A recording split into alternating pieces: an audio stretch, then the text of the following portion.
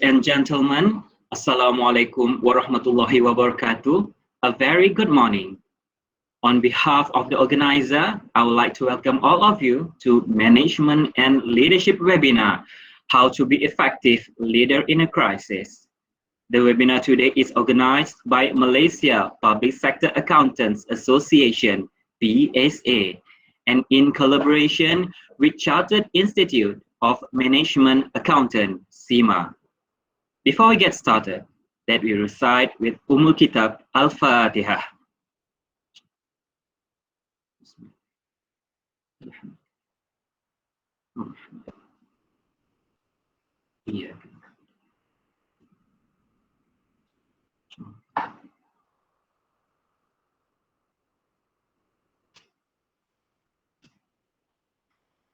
I would like to extend a gentle reminder again for all our participants.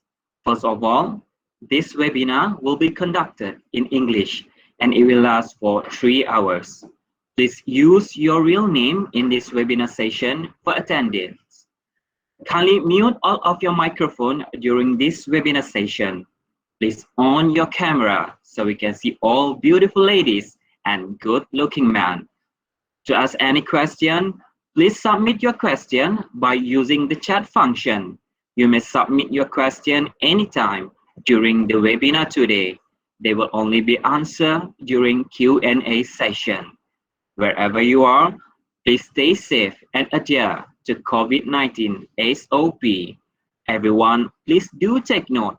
Your cooperation are kindly appreciated.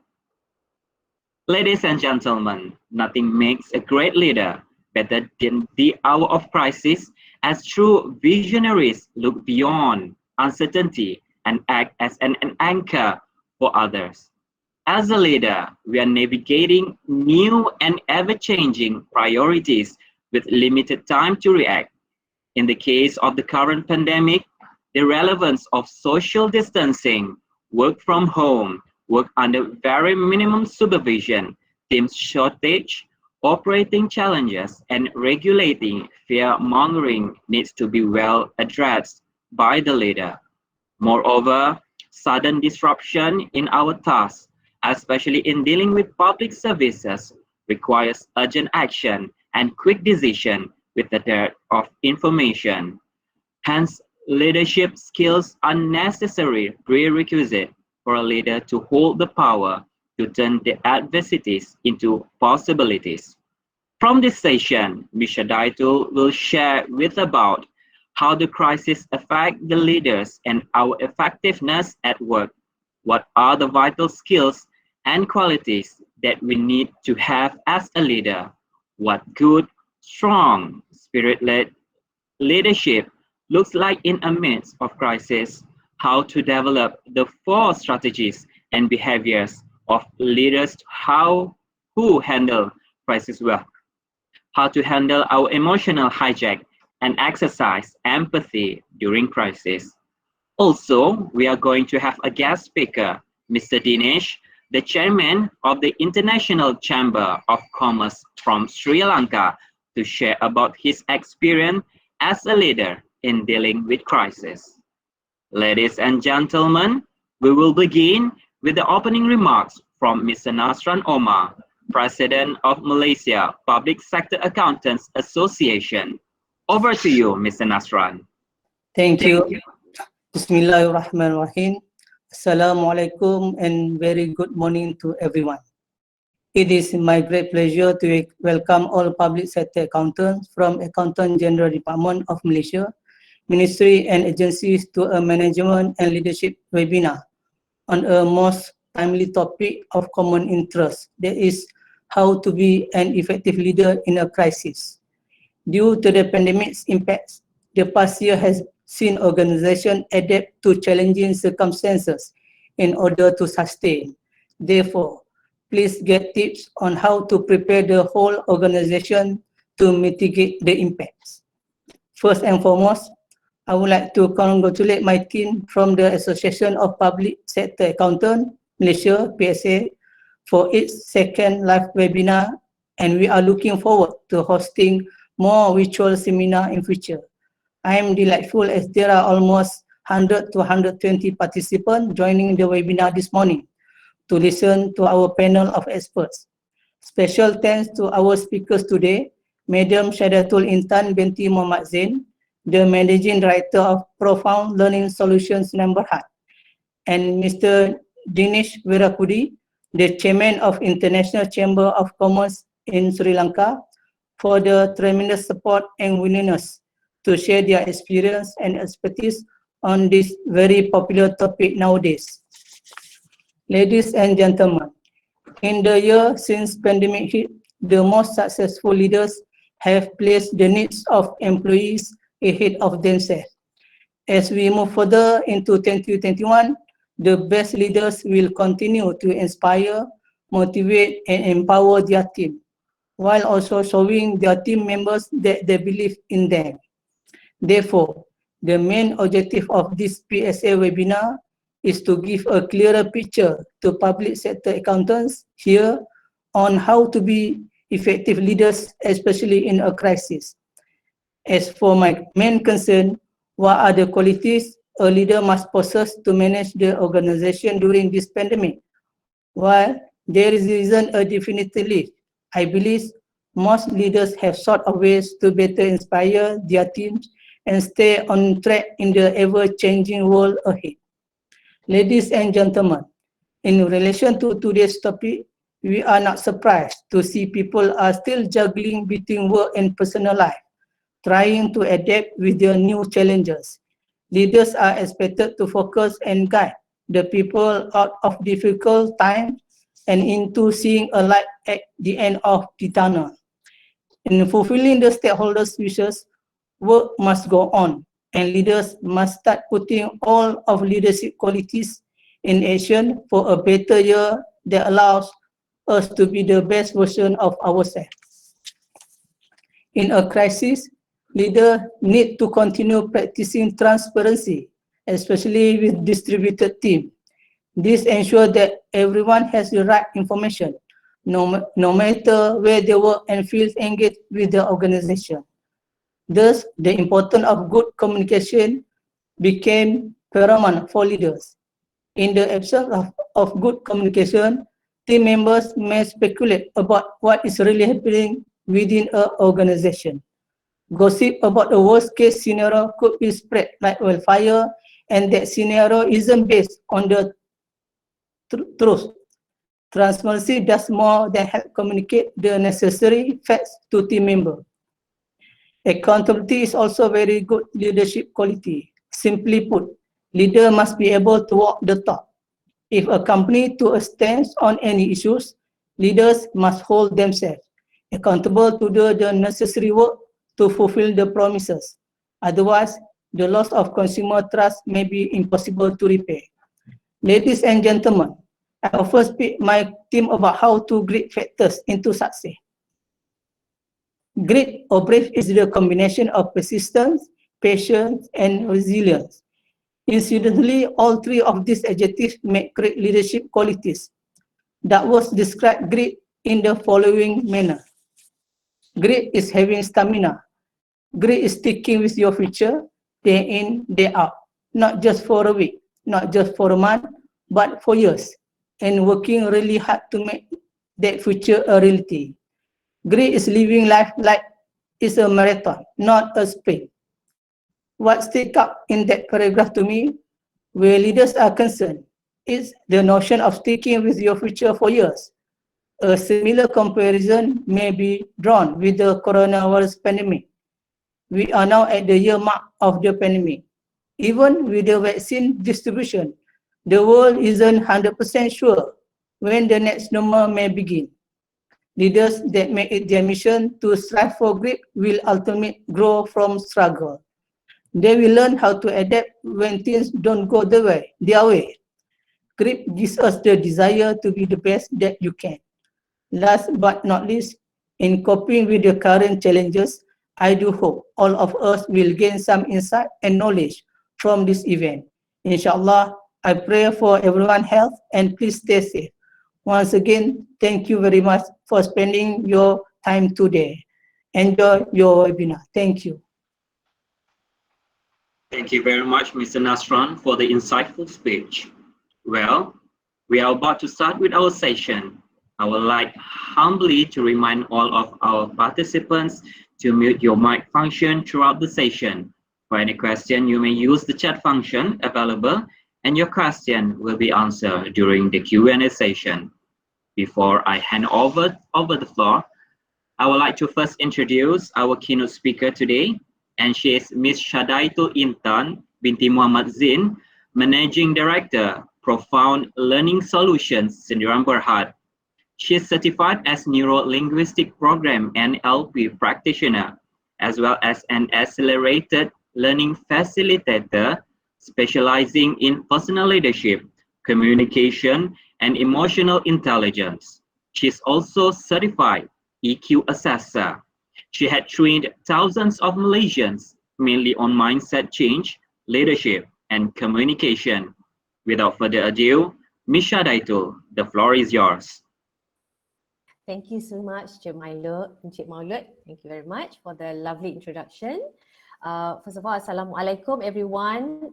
Cik Muhammad Nasran, as the President of the Public Sector Accountant Association, thank you so much. I'm honored to be here to conduct this 2 hours webinar, and it's been an honor because I'm very passionate about this, and like Cik Umar Nasran has said, you know, over the past 1 year, we have seen a lot of us are still struggling, juggling between work and personal matters. So it's time to step up and have a look and reflect how far we have gone and what can we further improve as leaders. So let's get started.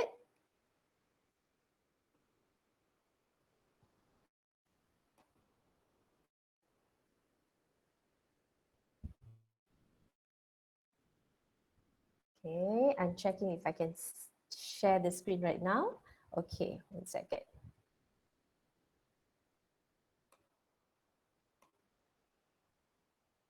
Okay. Yes. All right. All right. Okay. So for the next 2 hours, what I'm going to do is we're going to have a workshop. So this morning is not a 2 hours of lecture of me speaking alone. So it's going to be a workshop. So I would like to invite you to participate, have your phone ready. If you have your breakfast and your coffee next to you, it's absolutely okay. We are in the new norm. You don't have to wait for coffee break to have your meal. Not a problem at all, yeah? So before we go on further, usually when I conduct virtual workshop, I just like to remind everybody to bring your smile and energy into the virtual room. Yes, I know we're not facing each other, but it matters, yeah? It matters, and I will be able to feel your energy in the room based on your participation and feedback. Yes, the other thing is, I also would like you to, yes, okay, now you're seeing the next page. Yes, yes, it's a laptop with the boxes at the bottom, but my main message is, if you want to avoid neck pain and to avoid fatigue, make sure you have your laptop in an ergonomic position, which is, you know, having the screen at your eye level, yeah, so that you are not looking down, yeah, so that will be the best. So you don't need that expensive Lazada fancy schmancy you know, laptop holder. I'm using boxes and books like this for the past 1 year, so it will work, yeah. And alhamdulillah, I don't even need to spend on expensive expensive gamer chair, yeah. So okay, so a little bit of introduction. I graduated in 1995 with degree in accounting, and I served Hong Leong Bank for 2 years, and then I went to Maxis with initial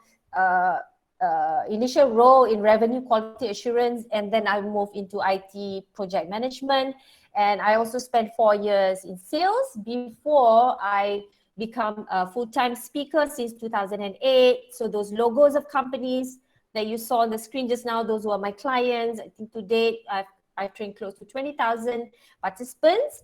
And these are my 3 areas of specialization: NLP, emotional intelligence, and mindfulness. So in all subjects that my clients invite me to conduct workshop, or any topic that is given to me, I will try and put in all 3 elements in. Yeah.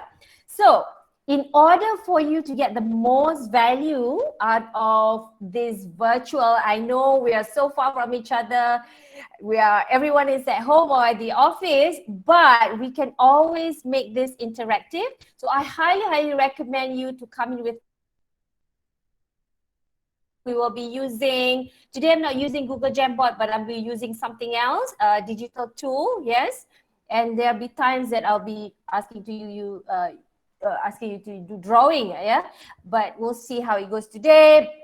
So if you are ready, like the picture on the left, you're good to go. However, if you are like anything on the picture on the right, I cannot guarantee you will get value. Okay, so if you have your children next to you, it's absolutely fine.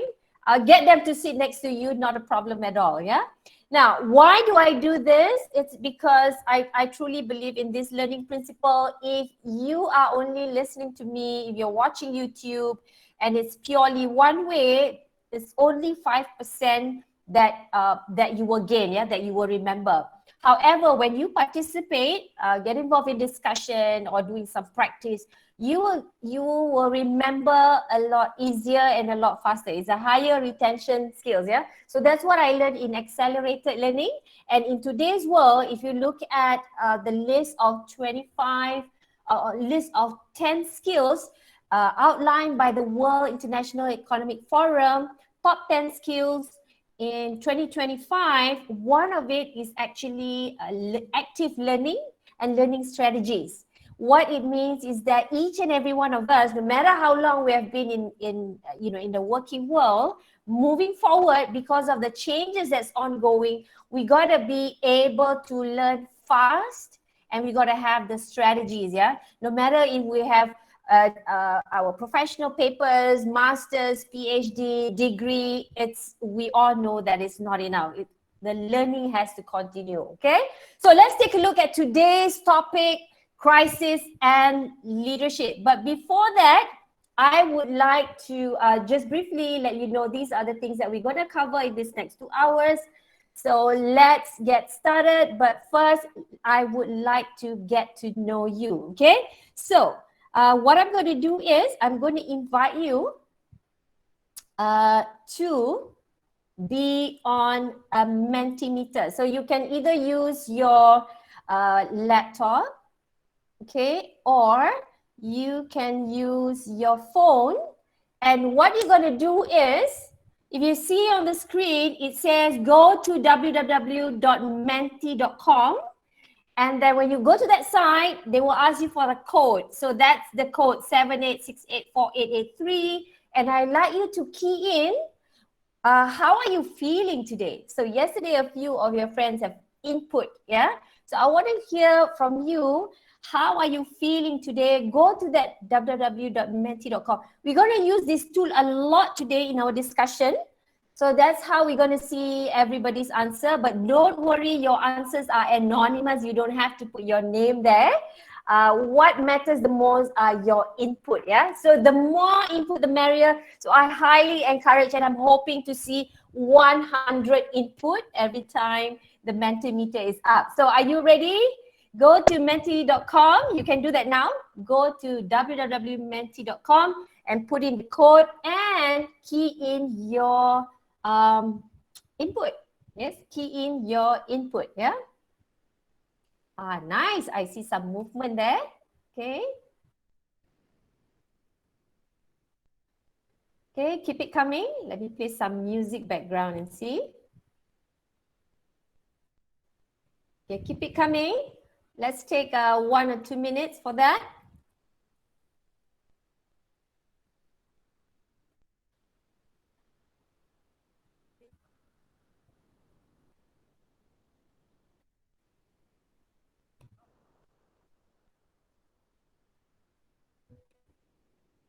Okay, keep it coming.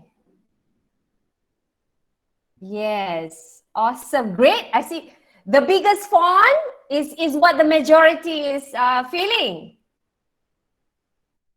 Okay, awesome. That's great. I see good input there. Alhamdulillah, yes, likewise. Positive. Keep it coming. Oh, we have 51 people, 52. I can see the number down there. 52 people have managed to input. Keep it coming. This is also a test. I want to test how easy it is for you.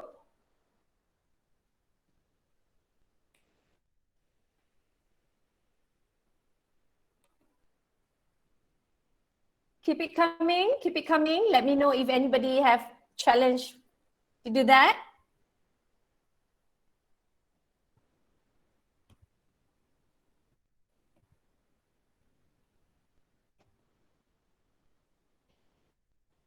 Okay, so if you're done with that, you can go to the second question. Same site, menti.com, same code. And I would like to know which town or city you are logging in from. Is it Putrajaya? Is it Johor? Okay. Keep it coming, keep it coming. Yeah. Kuching, Sarawak, Keningau. Nice. Hope the weather is nice in Keningau. Let's see. Okay, now I can scroll it. It's scrolling, right? So I'm just scrolling. Putrajaya, Puchong, KK. Apa khabar orang KK? Seremban. Keep it coming. Okay, good to see that. All right. So no problem in using that, yeah? Okay, let's get going. So, all right. So a lot of our dialogue later on, I'm going to use that, what do you call? Mentimeter, yeah? So this way, we can have input and output. We can stay interactive. So I would like to know what's in your mind, really, yeah? I would like to know what's in your mind. So I have the next question before we start getting into, you know, crisis and leadership, right? So I have the next question for you. I'm going to go back to my Mentimeter, okay? Because I have the next question for you around leadership and crisis. So I want to hear your definition. How do you feel about leadership and crisis? Yeah, okay, let's go. Okay, let's go. Okay. So we all know right now we are in the midst of crisis, yeah? So when you take a look at what's going on around, yeah, with the uncertainty, the changes in procedures, the changes in our day-to-day operation even, yeah, I want to know, how does the current situation make you feel? So put it in the menti.com, but this time the code is different, 80681857, okay? How does the current situation, the current crisis make you feel? So you're gonna get a lot of this question feeling, because I as an EQ practitioner, that's my first go-to in terms of temperature check, what we call it, okay? Thank you for your input, yeah? Confused, yes. And I want you to know whatever you key in, whatever that you feel is valid, yeah? I want you to know that it's valid, and I don't want you to think that because you feel this way, it's making you a bad leader, okay? It's not. In emotional intelligence, all feelings are valid. It does not define you, okay? As a leader, even if you are like so senior and so experienced and so smart, anybody can feel sad, anybody can feel confused. It's okay to feel whatever you feel, yeah? Feeling burnout, yes. Challenging and stressful. Keep it coming. We have 17 people who have input. Missing hometown, okay? exhausted, yes, worried, yes, insecure, tired, sad, and burnout. Yes, I want you to start noticing all this feeling, and I want you to see how other leaders, how everyone else is feeling as well. Yeah, so you are not alone. You're not alone. That's why you can see some of the feelings are repeated. Yeah, you are not alone. Okay, so whatever you input here, these are chances are your staff are feeling similar feeling. Yeah. So challenging, exhausted, burnout. Okay, thank you, thank you. Keep it coming. We have 37 people in. Keep it coming, yeah? So we have the next slide. How is this affecting the way you work? Now that you have noticed, okay, those are my feelings, confused, burnout, and all that. What did you notice on how those emotions are affecting the way you work? What do you think? What did you observe? Or because of it's confusing, it's causing me to what?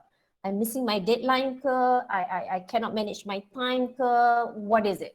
What did you notice that's very apparent? Okay, feeling that less productivity, okay? Keep it coming, keep it coming. You find it hard to communicate, right? Time management, okay? Difficult, yes, understand, totally understand. You feel that you need more discipline, yeah? Okay. Easily get loss of focus, totally understand, especially if you're at home, yeah? You have family, especially if you have young children on PDPR. So, you know, yeah, home duties, work duties, all in the same space, yeah? Not focused, can't finish my task, as if you're working 24 hours. Yes, we have seen cases where, you know, workers or employees cannot, because they have to juggle during the day, so they feel that, hey, I need to make up of my work time. So they end up sending emails at night and weekends and all that, yeah? Unactive, miscommunication. Keep it coming, yeah? Keep it coming. Don't worry, we don't know who's typing. We just want to gather the data, collective data, yeah, to see what's the you know, input from everybody else. Okay, so keep it coming. All right, so we have seen that, okay, and that is really what you know, what people feel when going through a crisis. Yeah, so again, like I mentioned, valid. Okay, I want to acknowledge you for, you know, for the courage to key in those and admitting and acknowledging them, yeah, and acknowledging that, hey, this is what I'm feeling. So that's the first thing in emotional intelligence, is willingness to recognize, yeah, or ability to recognize, hey, this is what I'm feeling, and this is how it's affecting us at work. Yeah, so whatever that you have just described is exactly describing you know, the impact of crisis. And how do we identify crisis? What's the definition of crisis? Is sudden. The usual thing that we see in crisis is sudden, unexpected, major unrest amongst the people. That's what we're experiencing right now, yeah? It's also an emergency situation. It disturbs everybody else, yeah? And also stability of the organization. It's affecting at individual level, group level, organization level, and today what we're seeing at the country level, yeah? Society and country level, right?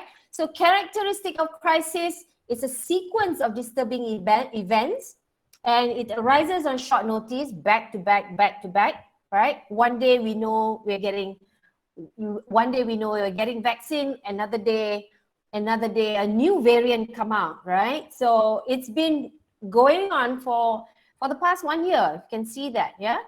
And my focus today is on the third one, how it triggers a feeling of fear and threat, and how as leaders we need to handle this, yeah? Now, let's say there's no pandemic. Let's say there's no you know, COVID-19. We are already in a VUCA environment today, yeah? So whether there's pandemic or not, all leaders actually need to be ready for this VUCA environment where there's complexity, volatility, ambiguity, and uncertainty. Yeah. So that scenario is actually, based on what we have been experiencing for the past many years as described as leaders. Yeah. Okay. So now let's take a look at leadership. Yeah. I want to know what's your definition of leadership. How do you define leadership? So, or how do you know if a person actually has leadership qualities? Okay, so we have known, okay, what is crisis? Okay, next we want to know how about leadership? Yeah, what is it about leadership? So let's take a look. Okay, so get ready to go into your Mentimeter and let's see what are your views about leadership is. Yeah. Okay, so this time you're going to put a scale. Low number strongly disagree, high number strongly agree. Yeah? How do you define, or what's your perception about leadership? So if, let's see if you agree or strongly disagree or strongly agree to these 4 statements. Okay, go to menti.com. The code is 81408148. 81408148. Okay, menti.com. Let's see what's your perception. Yeah, let's see what the majority will answer. Okay, keep it coming. Yeah, so that's how you answer, and then we're going to see what's the overall average later on. Yeah, I'm going to put a little music here. Let's give 1 or 2 minutes for everybody to give their input. Okay, no right or wrong answer. Yeah, so just put in your perception. It's okay. Yeah.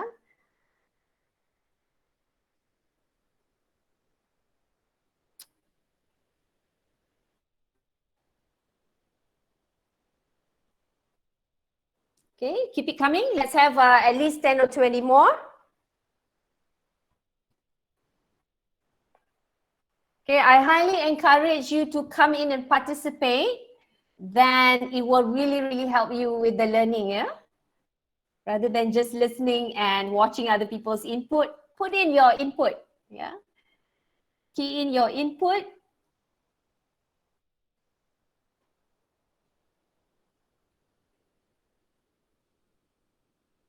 Okay. So a lot of agreement on managing people and personal attribute, yeah, so far? Okay.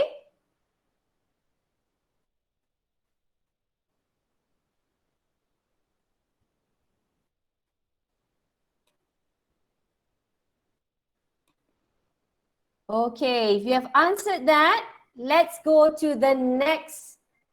Okay, we'll go to the next later on, yeah? So let's take a look. We want to take a look at, what is the actual definition of leadership, okay? So let's see how we actually look at leadership, yeah? Okay, let's go. So thank you for your input. Yeah, so I always like to hear what the class is feeling, yeah, or what the class feels, right? So let's see. Okay. So what is leadership and what is not leadership? Yeah. So these are the what is not leadership. So if we are in the 1980s or 1990s, yes, it's got a lot to do with titles, and at that time, not a lot of leaders are developed. Yeah, so only people who are already born leaders, you can see in their personal attributes, they are leaders. Yeah, but anybody else don't have the chance to be developed as leaders. Yeah, but today it's not like that. Yeah, today is not like that, and today is also not about management. Yeah, so leadership. There's so many definitions. If you read leadership books, some of the books are in the 90s, written in the 90s. And as we move on to 2021, a lot of the definition has evolved to meet our current situation. Yeah. So really, leadership is social influence. In today's scenario, is no longer just title and whatever, but it's actually social influence. Okay. And the ability to maximize the effort of self and others towards achievement of the goal. Yeah. So social influence, you require others, and no mention of personality traits. Yeah. So leaders can look like anything. They can. It doesn't have to be extrovert, the loudest. You know, it can look like anything. It can look like somebody quiet but get things done is also a leader. Somebody quiet, don't say much. You know, maybe cannot make that charismatic speech, but when you put them at work, things get done and results achieved. So that's also a leader. Yeah. So that's also a leader. And if you notice here, there's a word goal. So leaders are people who can use their social influence to maximize effort and achieve a goal. Right? So in our country, okay, in our country itself, okay, I'm going to the next slide. Okay, so are you familiar with those faces that you see on the screen? So these are actually leaders, yeah, leaders in our country. I'm so happy to share this because I want to show you example that, you know, if you want to study leadership, it's not only limited to people with title, but there are also natural leaders without title out there who have been making big impact. And I purposely choose these amazing individuals because of the nature of the problem they solve are actually crisis in nature. So like Abid Liu, you know, you look at people living in that condition, there's definitely a crisis.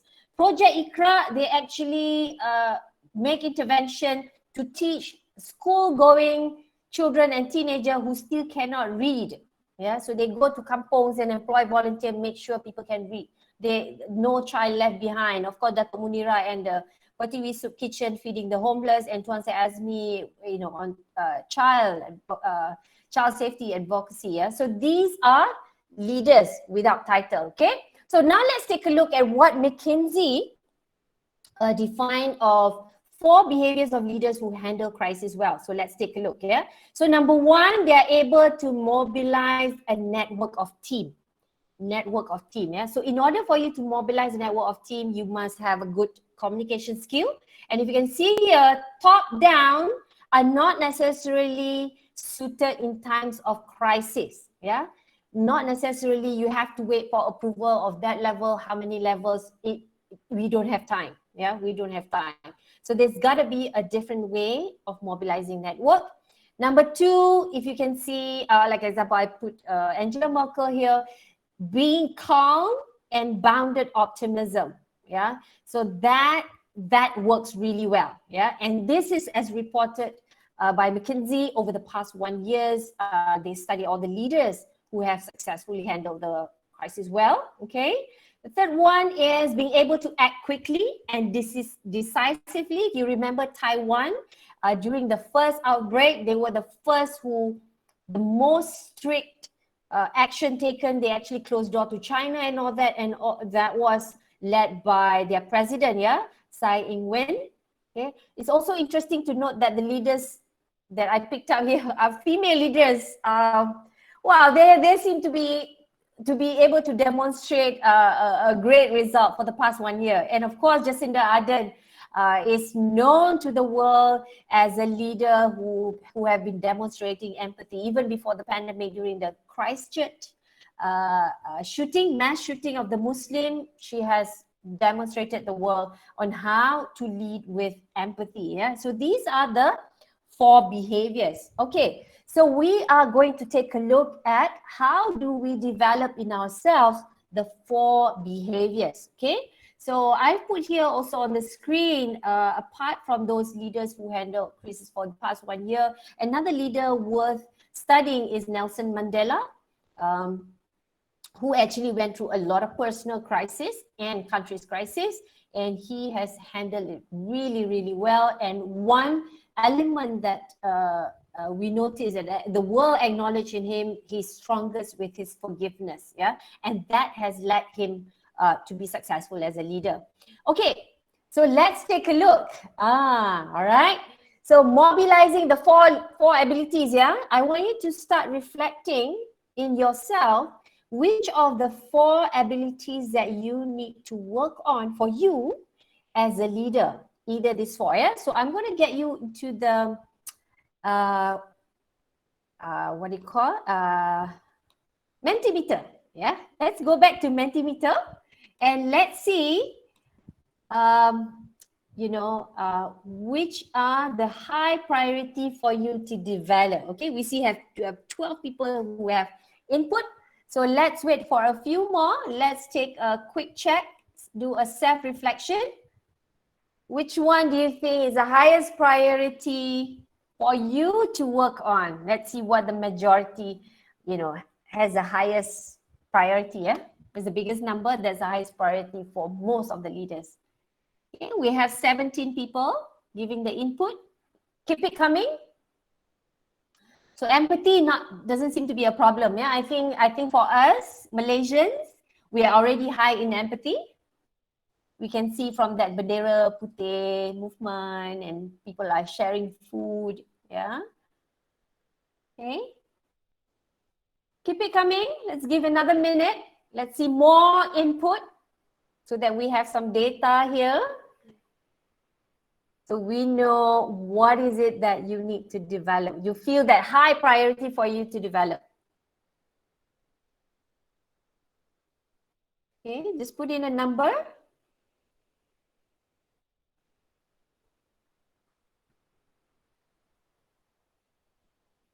Okay, we have 41 leaders. Keep it coming. Let's see if we can have more leaders this time. Yeah, this is it's a valuable, very valuable input for your leaders. So they know how they can support you. Yeah. So it looks like being calm and optimistic. Okay. Seems to be a high priority. Okay.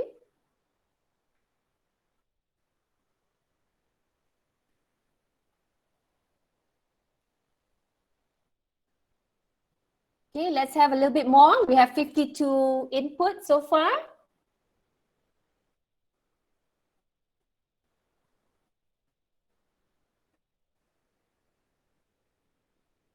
Nice, 55 inputs so far. Okay, keep it coming, yeah? So even if I stop and I continue, you can still give your input. This will be a very valuable report to the management. Yeah. Okay, all right. We have 59 input. Okay, thank you very much. Okay, so keep it coming. Even if I continue with the next slide, if you want to, if you have an input and you want to put in your input, please feel free to do so. Okay, let's continue from there.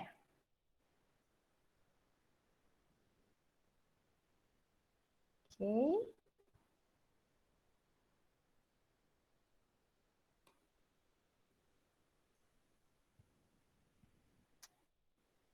Okay, let's wait for the screen to appear. Okay, right. So thank you so much for your input. Okay, now let's go to behavior number one, or characteristic number one, mobilizing team during crisis. So I would like to share here that in private sector, I still remember I was in Maxis, which already a public listed company back before the year 2000. Y2K was a big crisis that a lot of business are worried about, especially if it's a very tech reliant, yeah, like telco. And what I observed during that time was there was massive attention given. In fact, there was a special office, PMO of Project Management Office, report directly to CEO to develop a comprehensive business contingency plan. So in that contingency plan, there's already plan and there's already designated people. I remember I was being called, and it's like it was still late 98 or early 99, and we've been called, and I really have no idea what's all this big hoo-ha. But it was already given a plan. If this happens, what do you do? Who will do what? Yeah. So business contingency plans like this really help, gives clarity in mobilizing team during crisis. So if people have it up front, they will know what to do. Okay, so again, if we have it. So if we do not have it, what do we do? So according to McKinsey, These are again based on what worked for the past 1 year, and these are what they have gathered. Yeah. So leaders who communicate well during crisis in mobilizing their team, yeah, that made them successful in mobilizing team.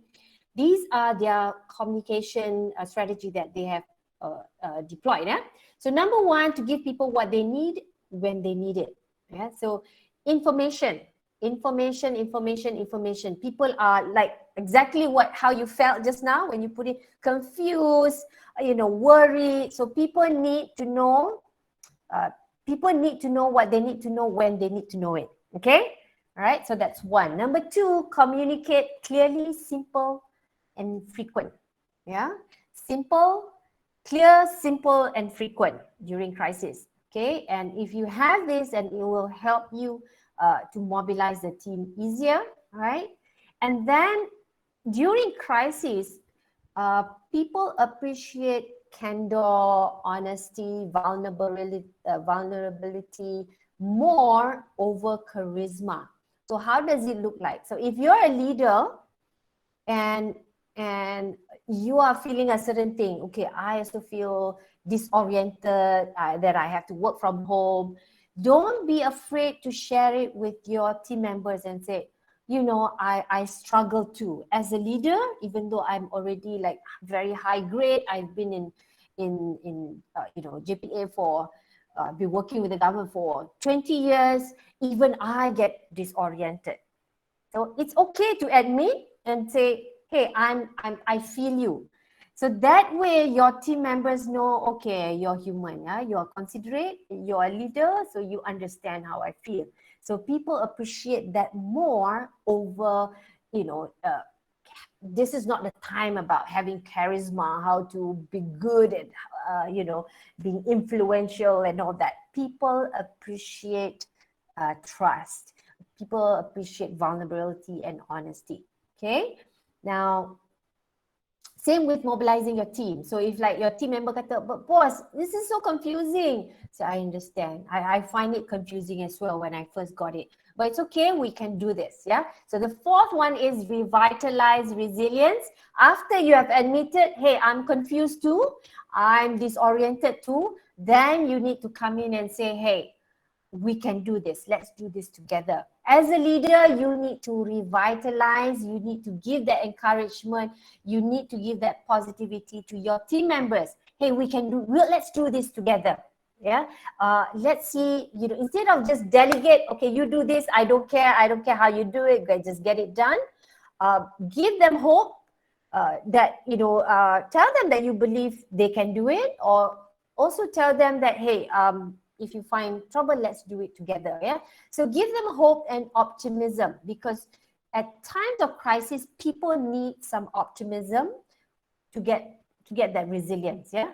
They need to have a little belief, and especially coming from the leader, that will mean so much to them. Yeah. So my boss believe this can be done. Okay, let's do this. Believe in me. Yeah. For example. Right.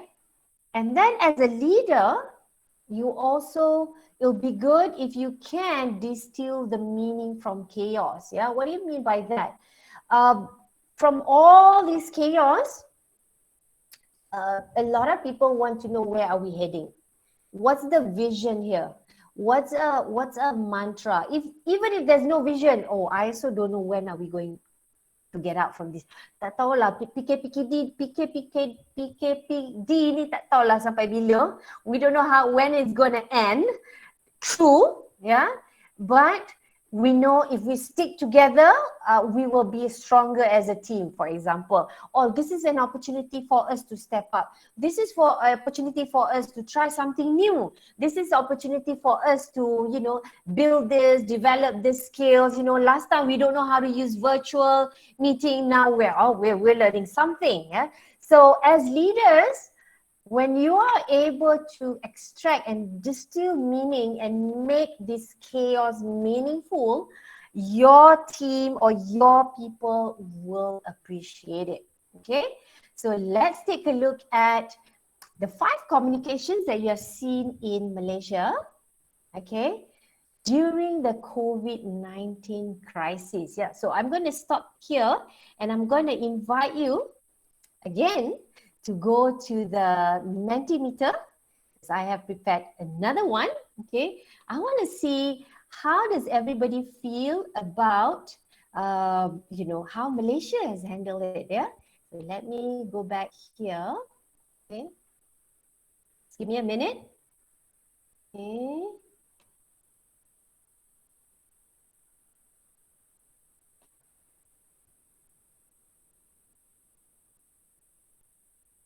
Okay, a minute, yeah, a minute.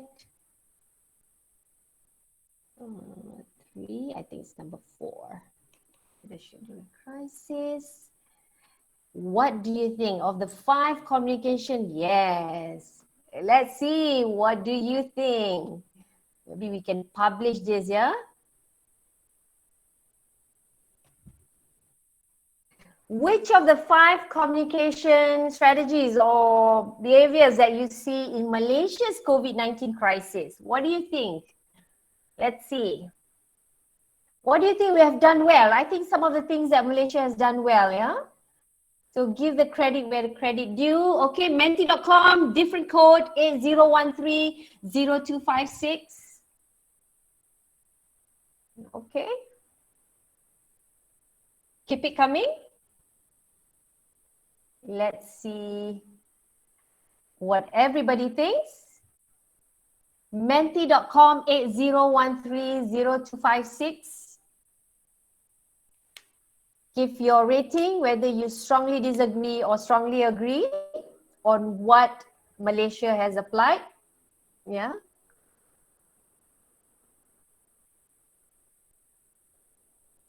Communicate simply, clearly, and frequently.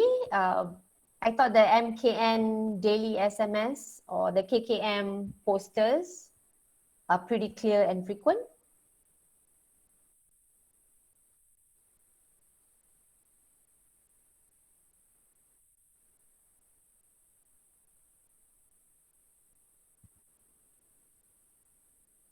Okay, we have 26 people giving the input. This is interesting to see.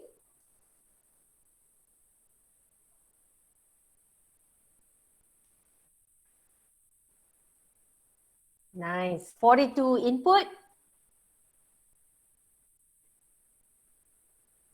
Okay, do we have some more input? What do you think?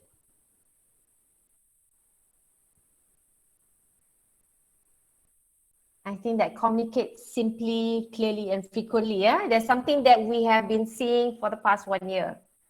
Okay, at least at the public, yeah, for the info for the public on the daily numbers and announcement. 46. Okay.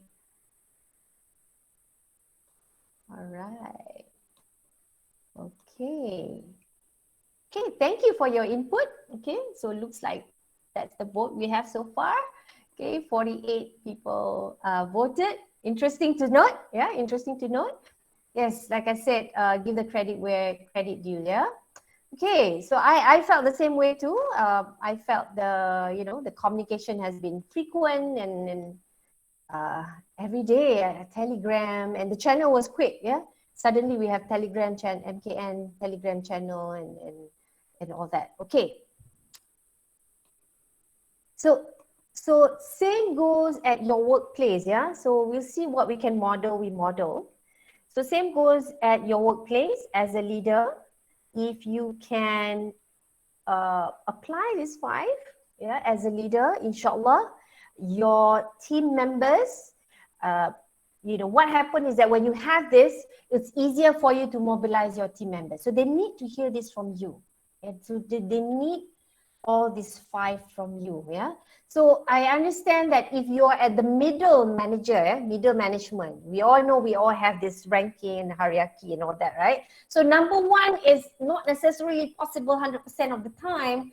So there will be time like, oh, I need to check with my boss. I need to see what our number 1 man says. Yeah. So but what you can do is give what you can give and be honest with them. This is what I can give you at this time. Yeah, so they know that you have done all you can. That's all they want to hear, yeah, as a leader. All right. Okay, number 2, keeping calm during crisis. So just now the spider web thing, right? So there's the highest number that says keeping calm during crisis is something that everybody wants to develop. Yeah. So like I promised, I want to put a focus on here. We know that when crisis hit, we immediately get into fear and threat. So how do we handle that? Yeah. Okay. So I want to bring into that feeling fear and threat to stress. Yeah. Okay. So what happened is that when we get some uncertainty, when things are happening, uh, we become stressed out. Yeah. Confused. If we are sad for too long, we can get stressed out. If we are confused, we will stress it out. If we like don't know what to do, loss of focus, definitely will stress us out. Okay. Loss of productivity, a lot of you mentioned just now, stress us out, right? So let's take a look at how leaders deal with stress. Yeah. So when it comes to dealing with stress, so stressors are the factors that's causing a stress, and that stress will lead to that fear and threat and confuse and all that, right? So there are two types of stressor. As human, we can be stressed by either physical stressor. Physical ni is like if we are facing extreme weather or we are in a crowded place, anything physical, yeah? Or it can be a psychological stressor, which can come from event and other uncertainty. So like what we're going through right now is also a combination. The physical stressor is we cannot go out. We have lockdown, we cannot cross blah, blah, blah. We cannot cross daerah and whatnot, right? So there's a physical limitation there, right? And it's causing a lot of people stress, right? And there's also psychological stressor for some people when they see news, bad news on social media, and when they see things that's going on, you know, the bendera putih might disturb a lot of people. I know a lot of people get sad and it disturbs us psychologically, right? It becomes like, you know, how do we come this far? And then even though you are, you know, as a public sector staff, you know, you get to keep your job, but I'm sure you do feel, you sympathize and empathize for people who are affected out there. And there are some people who just cannot sleep, even though they have enough for them, but they cannot sleep thinking about how about those people who don't have food for their children, especially. Yeah. So how do we differentiate leaders and non-leaders? How leaders face their stress? Yeah. So in life, there are two ways people live their lives. We call it below the line or above the line. So people who are living below the line, their mindset is always, I'm a victim of situation. I blame and complain. I cannot do anything. I have excuses and I don't know how to find solution and I'm not going to find any solution. Okay. I cannot find any solution and I don't know how to find solution. Yeah. Okay. But leaders, yeah, leaders are people who are solution focused. Okay. Right. You see on top, okay, people who are above the line. So in leadership programs, we always give this distinction. Leaders are people who live above the line most of the time, yeah? Not 24/7, but most of the time. So that means not 100%, okay? As leaders, you are allowed moment to moment that you feel like a victim. It's absolutely all right. But as long as it's most of the time you're above the line, then you're a leader, all right? So if you see above the line, the focus is more on solution, taking ownership, and focusing on, hey, what can we do with this? Yeah. So their relationship with stressors are like this. Okay, I'm taking a look at when the screen will change because my laptop is already changed. Okay. All right. So it's right. So people who live below the line, they will feel that the stressor is above them. That's why they feel heavy. Ya Allah, macam mana ni? You know, so many things happening. I'm this, I'm that. They feel helpless. I cannot do anything, and I'm a victim of the stressor. Okay. However, how is it different with leaders? Okay. So if you can see just now, leaders, they live above the line. Okay.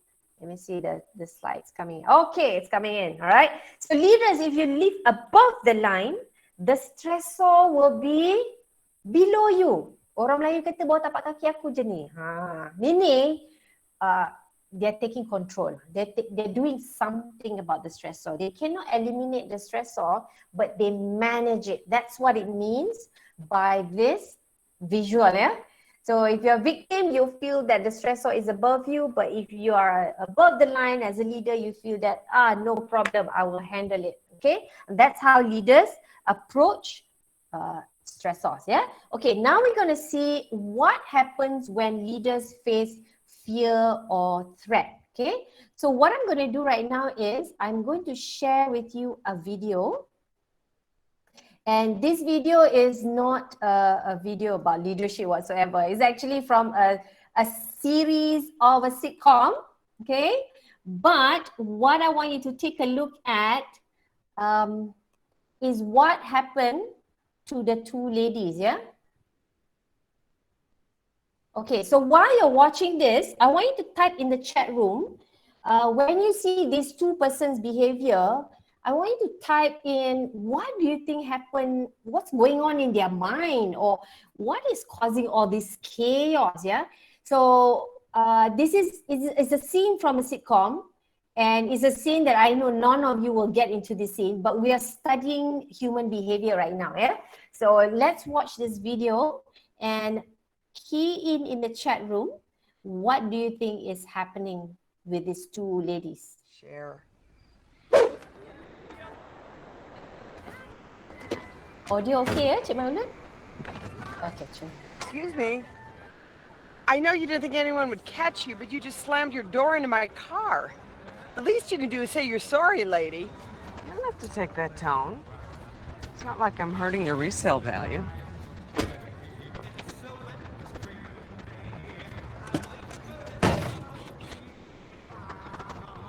I'm sorry.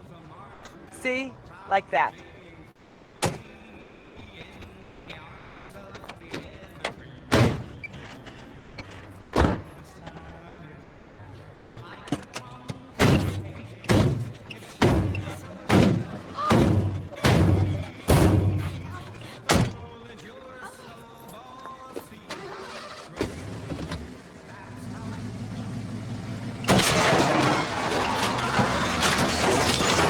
Okay, don't try this at home or at Tesco car park.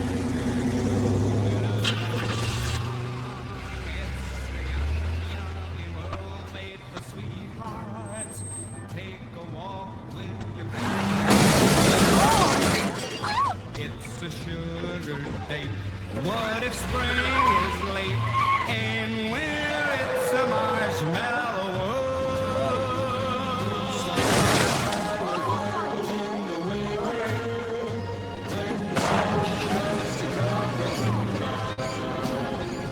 It's the time to play. It's the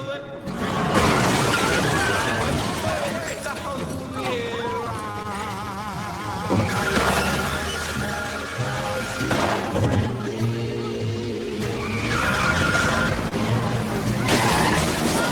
and the sun is baked like a pumpkin head. It's shining so you know it won't freeze. The world is your snowball, see how it grows.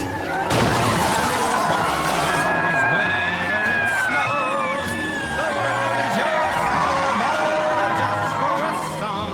So get up and roll it along.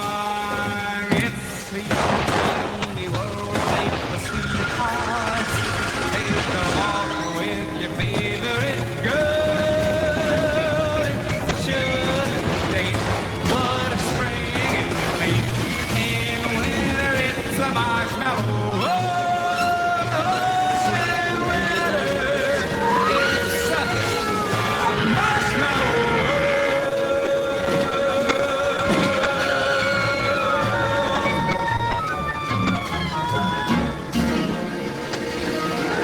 I don't know what happened. I just lost control. Okay, she said she doesn't know what happened. But what do you think happened? Yeah, acting emotionally. Yeah, I can see your answers. Okay. Okay. So I can see your answers coming in. Yeah. Some say revenge. Yeah, revenge. Yeah. Memang revenge gila. Right. So yes, that happened. You know, the video is definitely from a sitcom. Yeah. But it does happen in real life. Yeah? It does happen in real life. And we're going to take a look at what really happened. Yeah.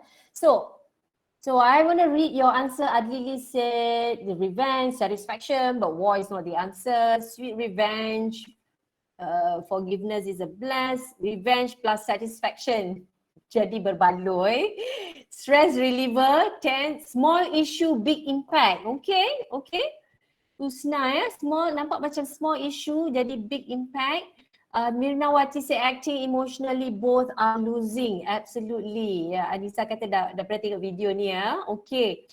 Alright. So what actually happens? We want to take a look ya. So when we are dealing with emotion kan, emotion actually has a scale. Dia macam battery low, battery high ataupun temperature low, temperature high. If you remember the joke dialogue Azian Idawati kata you don't make my blood go upstairs. Maknanya jangan bagi blood naik tinggi kan. Alright. So when we talk about emotion, yeah, so I can ask you emotion like katakan tadi you put in sad, annoyed kan, I can actually ask you put a number to it. So from a 0 to 10, sad you nombor berapa? 0 tu sikit je sad, 10 tu very sad. You can actually put a number. Is it 3? Is it 4? Is it 5? Kalau 7, 8 tu dah tinggi, right? So I put here, if you can see here, oh, I'm not sharing yet. Am I sharing? Can you see the screen of brain? Yes, you are. Yeah? Okay. Or my phone tak nampak. Okay.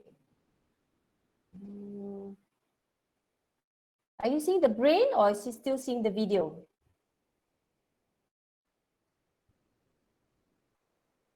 Okay, sorry ya. Let me get this. Right, rasa macam brain. Okay, you're seeing the brain. Okay. Alright. Because I tengok feedback from my phone tadi. Okay, alright. So let's see what really happens. Yeah, okay. Looking at the brain, yeah. So if you can see, besides the brain, I have like temperature. One is low, one is high, right? So when it comes to emotions, we can either have low intensity. Contohnya kalau low intensity tu maksudnya we are relaxed and calm, yeah. But when we get highly stressed, that means our intensity of emotion is high.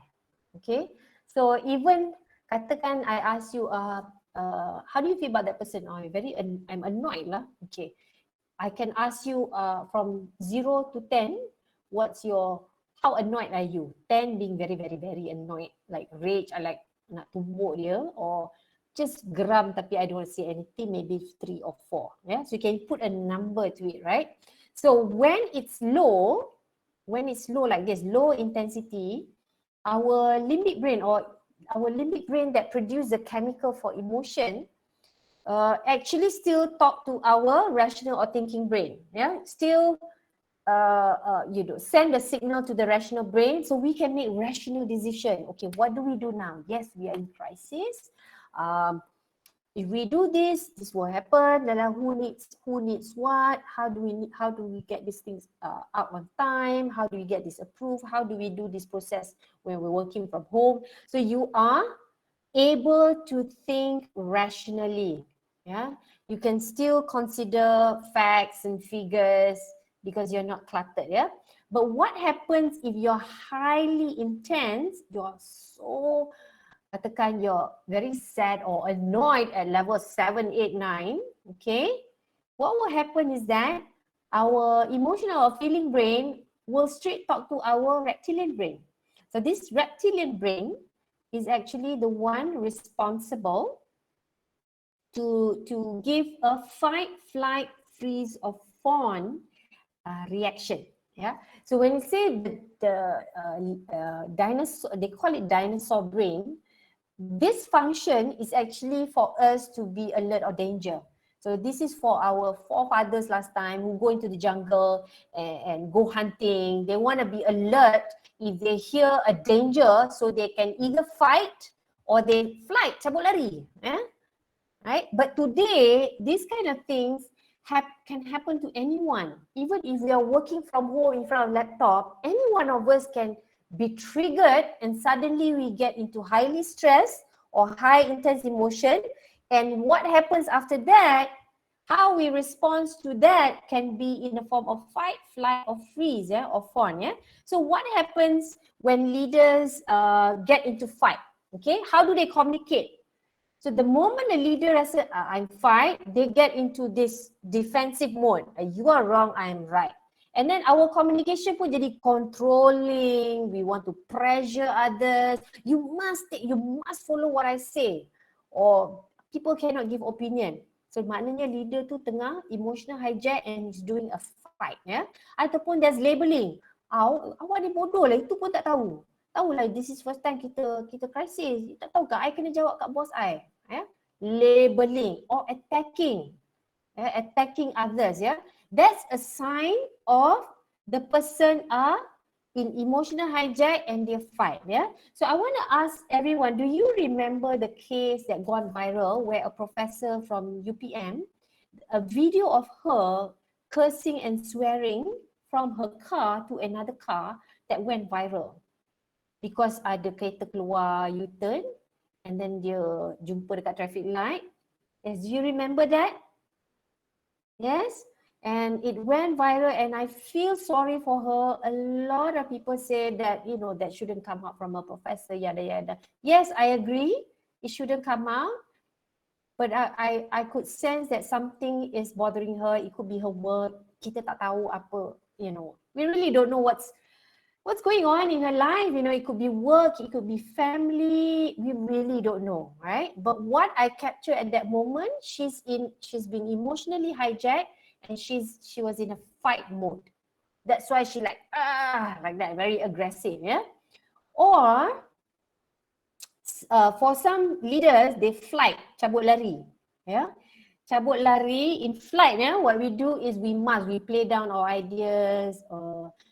Contohnya leaders, they don't know what to do, they're not sure, so they just tak payahlah buat macam ni, tak apa kot, because they're not sure, or they sugarcoat, or they avoid missing in action.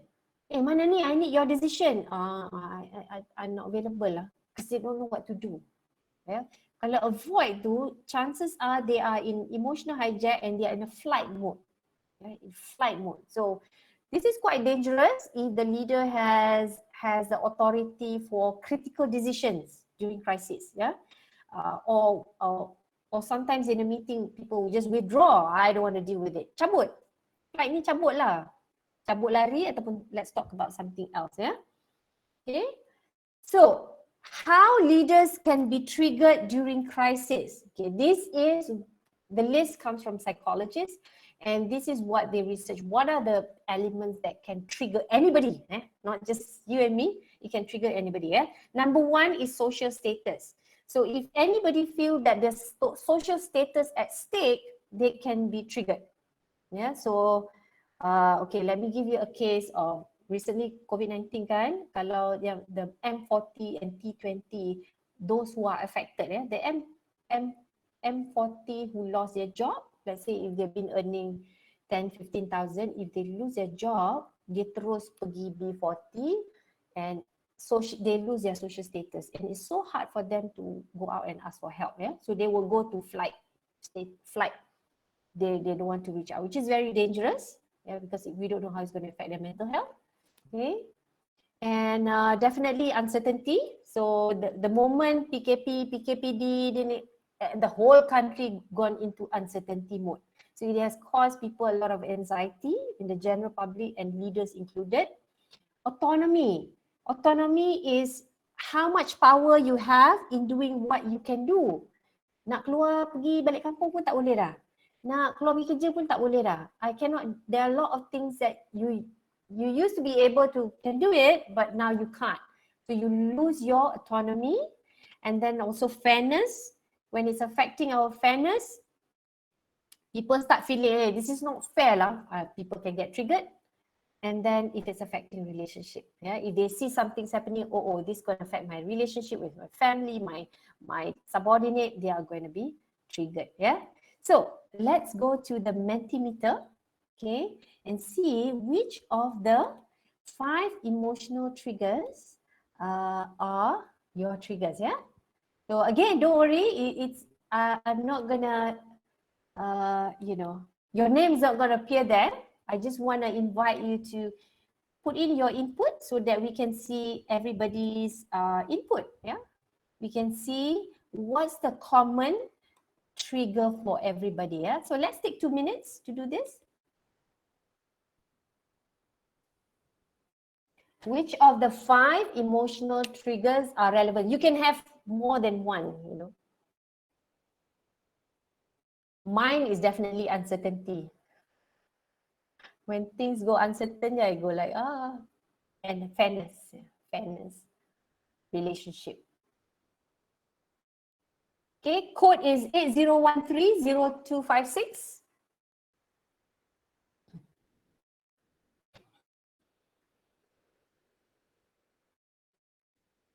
Can you see that?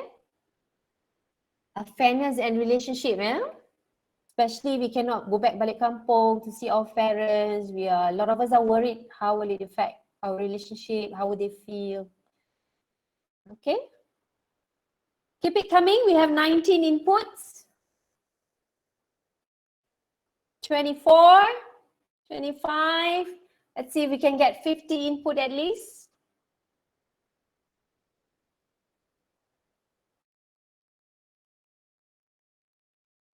So it's good that you know. Once you know, you will be able to manage it better. Eh?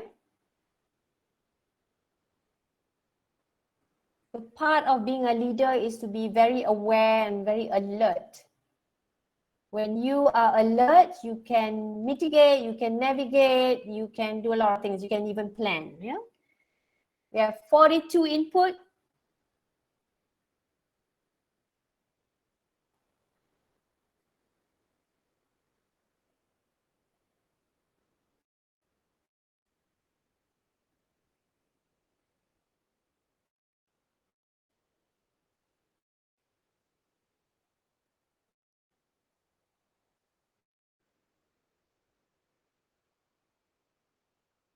Okay, we have 44 input so far.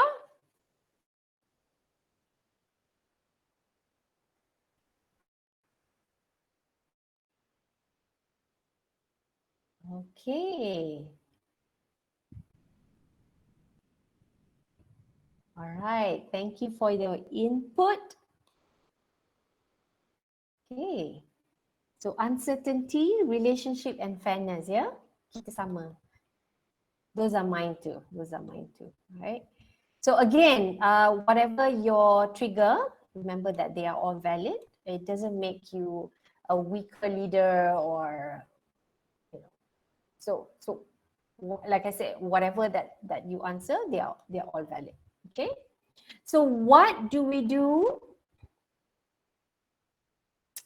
What we want to know, what do we do when we get into emotional hijack? Yeah. So like I mentioned, leaders need to be very alert. Yeah, they need to start looking at their behavior. Am I in the fight, flight? Am I being that controlling, defensive, trying to avoid or whatsoever? So if you are not sure, get a buddy to give you feedback. So you can just pesan, colleague, katakan ada buddy seorang, tell me if you see that I'm like not my usual way of talking to my team, or if you find it too kasar, too controlling, let me know in case I didn't realize it. Yeah, get feedback. Okay, so when you notice that, I'm not usually like this, then you can check on your emotions. What is it that I'm feeling? Yeah, or maybe because I'm feeling so flustered, I'm so confused. Okay, and then you label. from 0 to 10. Am I confused, just a little bit confused, or 7, 8, 9, 10, very, very, very confused? Okay. And then you examine what is it that's causing you to be very, very confused. Yeah. You're going to take a look at later on what are the thoughts that can become thinking trap. Yeah. So once you examine your thoughts, and then you can look for evidence, betul ke ni? Is it true? Is my thoughts true or not? Yeah. Okay, I'm going to invite you to watch another video. Okay, because I'm going to show you how do we handle emotional hijack. Okay, when we are dealing with other people who are going through emotional hijack. Okay. So again, I'm going to invite you to watch a video. Video nothing to do with leaders and whatnot. It's actually a scene from a movie. But I want you to focus on the character of the cashier. Cashier, it's a scene at a cafe, and how disruptive is the cashier's behavior. And I want you to start thinking about how, if you were in the cafe, how does that cashier make you feel? Yeah, how does that cashier make you feel? Because her behavior can be a behavior that you as a leader have to face during crisis. It could be your staff, it could be your boss, it could be your family member. So how do you deal with that? So just now you're looking at your own emotional hijack. Now you're looking at how do you deal with other people's emotional hijack. Yeah. So let's take a look at this video. Any Hindi movie? Sekejap ya, saya punya iklan. Okay, any Hindi movie? Peminat Hindi movie? If you know this movie English, this movie is actually this clip is actually from the movie. Next. How you doing today, man? I want Audio I okay, asked Cik how you were Maimon? doing today. I'm doing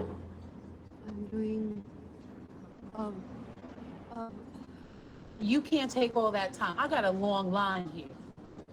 sorry, what to eat? Are you kidding me right now? Please hurry up, lady. Vegetarian? Vegetarian is fine. What do you want to eat? Only vegetarian. A bagel, a wrap, a sandwich? Sandwich. Okay. And what kind of filling do you want inside? Do you want cheese, tomatoes, lettuce? Huh? Lady, do you see you are holding up my line? This is not rocket science. Cheese? Cheese. Yes to cheese. Anything to drink? Water. Still or sparkling? Only water. Still or sparkling? Coffee? Americano, cappuccino, latte? Lady, I don't got all day. Americano, cappuccino, latte? It's coffee. What? It's coffee. Yes, we have nice coffee. We have the best coffee in Manhattan. You know what? I'm gonna give you an Americano. Small or medium? Small. Small. Is that it? $10.20. $10.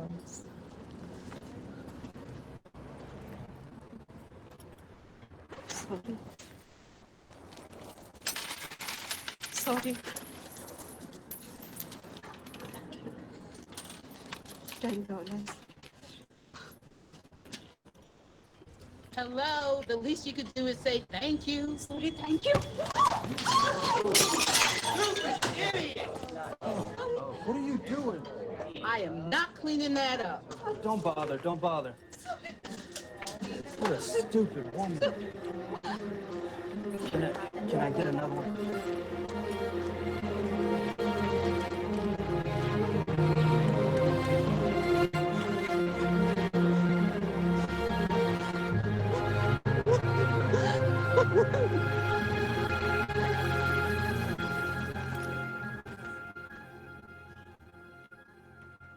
Okay, so the scene stops there, and I would like to hear from you. Type in the chat room.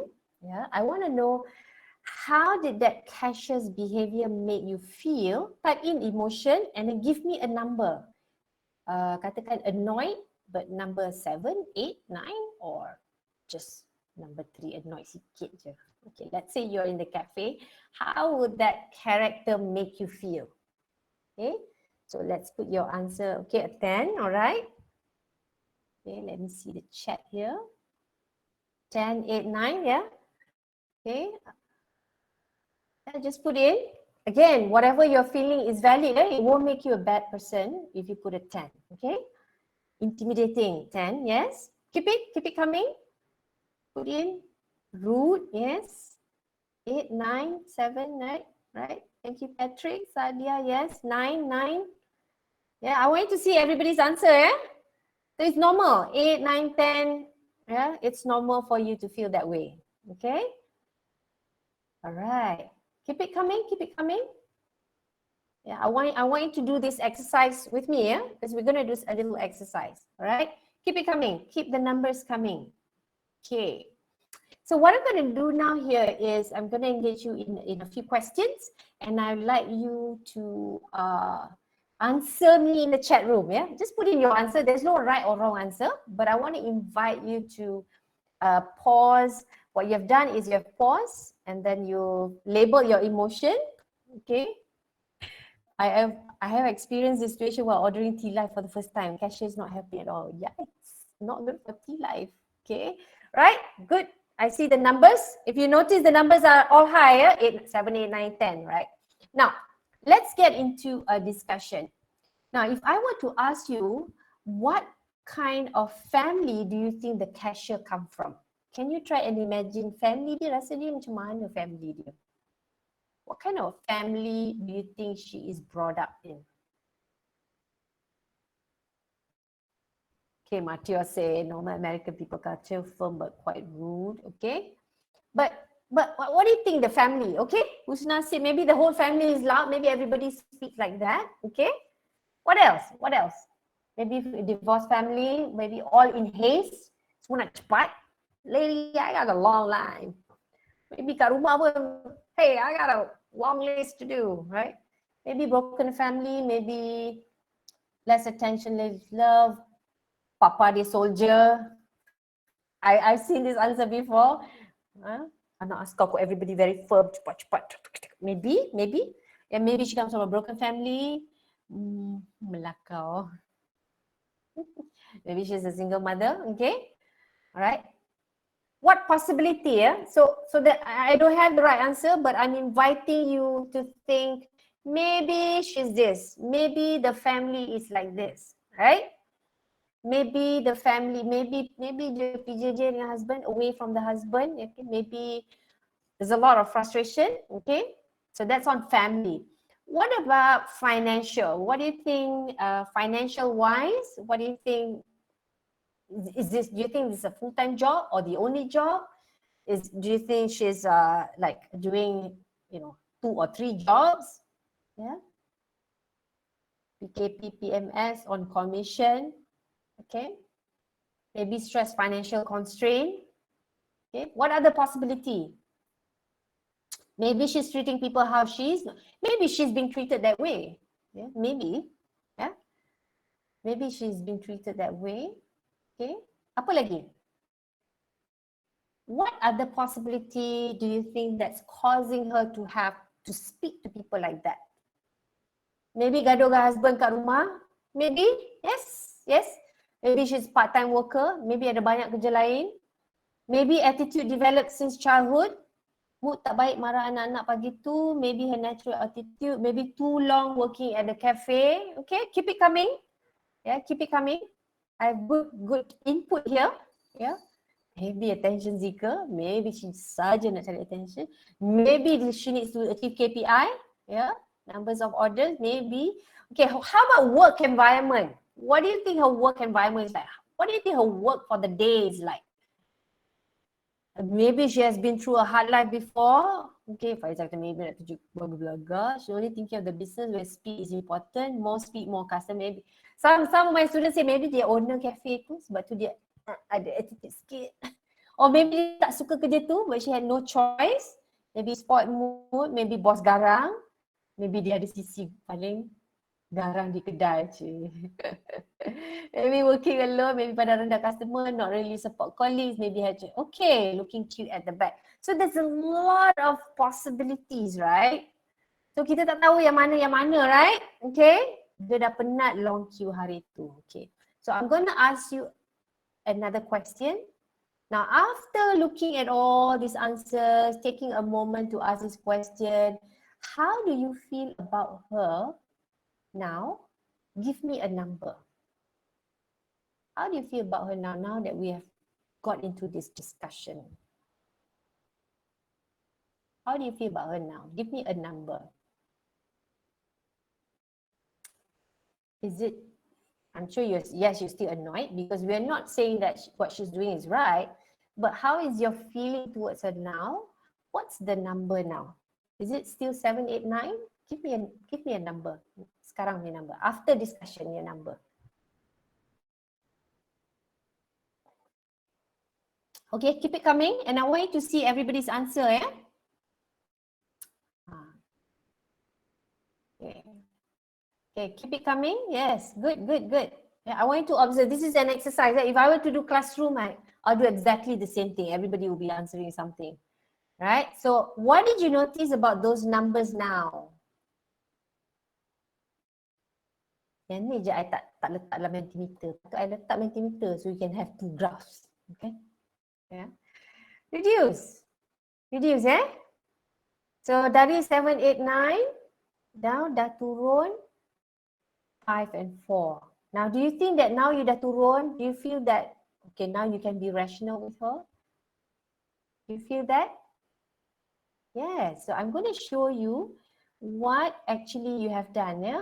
What we have done is we have actually applied this formula.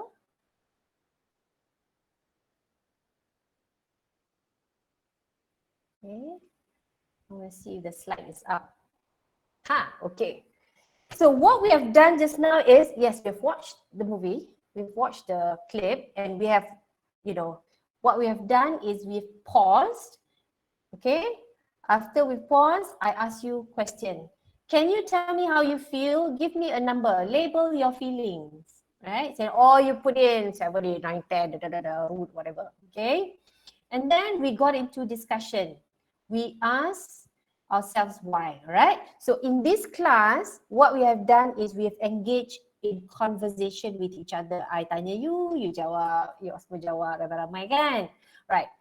If you are on your own, you actually have that internal dialogue with yourself.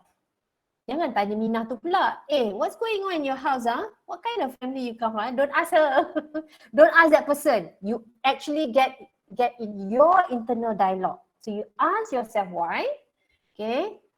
And then you notice that your emotions have gone down, right? 8, 9, 10, now gone to 4, 5. Then only you choose your response. So how do I respond? Katakan ni your staff. Okay? So what you do as a leader, pause, take a deep breath. Okay, what I'm feeling right now, am I feeling like very high intense or am I feeling calm? No, not calm at all.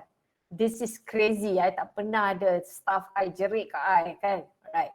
So take a moment and ask yourself, what is possibly my staff is facing? What's happening at home? You ask yourself first, okay? And then when you have calmed down, then only you choose how to respond to your staff. Maybe you get into conversation. Okay, I hear you. Let's have a chat. Then you can coach. Is there anything that I should know what's going on at home? Are you all right? That's where you do the check-in, yeah? Because if you don't pause, you might go into a reaction, you might go into your own emotional hijack, and then you go to that controlling and labeling and whatnot. So there goes crisis, okay? So then you cannot be Angela Merkel being calm, right? So all this, E means be empowered. This is all in your hand. It's not in your boss's Jusa, Ketua Pengarah, President, Prime Minister even. It's all in your hand. It's how you deal with the people around you, yeah, including your staff, right? So good job, yeah. So these are part of emotional intelligence competency that I teach in my EQ class. So emotional intelligence as a leader's competency. Okay, so let's take a look at what else can you take a look at during crisis. Yeah, so just now you saw emotions, yeah, how people get into emotional hijack, and then how if you face it, what do you do, and you're facing other people who are face your emotional hijack, what do you do, right? So another thing that you need to be alert of as leaders is what are your thoughts, yeah, because your thoughts are going to affect your emotions. Okay, saya tunggu benda ni keluar dekat slide. Okay, thoughts affect emotions. And then from emotions, dia akan tentukan your actions. Okay. And then dia akan tentukan our results. It will lead to our results. Yeah. So remember this formula. So whatever you're feeling, you can stop, pause and ask, what is it that I'm thinking? Yeah. So I'm going to share with you some thinking traps to avoid during crisis. So thinking traps are thinking patterns. Yeah. So some thinking patterns ni, dia boleh cause stress and anxiety even without crisis. Okay, so it comes from biases and our thinking pattern from the past. So as leaders, you need to know, do you have this or not, or how often? Yeah, so some of these thinking traps, sometimes I get into it. So as a leader, what you need to know is to be aware, is this a thinking trap? Is this what I'm thinking? So if the moment you're alert, you need to switch it. Okay, so let's take a look at one by one. So number one is the thinking trap, them. Them meaning the thinking that everything happens is somebody else's fault. Yeah. So if you remember just now, the above the line, below the line, this is the below the line punya thinking pattern. Yeah. So sometimes we get caught up, we feel very helpless, and the easier is to blame. Ni lah, orang ni lah. That's why lah, they should do this. They all ni pasal lah. Ni semua China memang. Remember last year, the moment COVID pandemic starts, everybody is blaming China. Why lah these China people go and eat bats? I had that as well. It just crossed my mind. Why lah they eat bats? But I stopped myself from writing that on social media. It's like, it's just me and my thinking trap. Yeah. Number two is catastrophizing. Yeah? So there are people yang thinking pattern dia, when something happens, they turn it into catastrophe. Okay, so like pandemic, okay, pandemic, we all know we're going to PKP and whatnot. But for people who have catastrophizing thinking patterns, they think that this is like the end of the world. That's it, yeah. So like last year when the children go for PDPR, there are parents who go like, oh, that's it, man. My children cannot get straight A's. Now we PDPR. I've always want my children, my son to go to medical school. If they don't get straight A's, susah nak dapat scholarship with medical school. Anak tu baru 11 tahun. Yeah, so there are just some people who have this thinking patterns. Yeah, so these are traps. Yeah. Number three is helplessness, that feeling of, oh, I can't do this, I don't know, I've never done it before, I can never do that. Yeah. So helplessness, according to clinical psychologists, if we feel prolonged helplessness, yeah, maknanya feeling of helplessness berpanjangan for 14 days in a row, it can cause us not, kita sampai tak function. Okay, we cannot do our work. Then clinical psychologists suggest that it's time to get treatment because these are signs of depression. Yeah, so when people in depression, they go to clinical psychologists, they will do cognitive behavioral therapy. And what the psychologists do is teaching them how to think again. So they get into a dialogue, it's called talk therapy, and then the psychologists will identify, okay, you are the thinking trap ni, thinking trap too.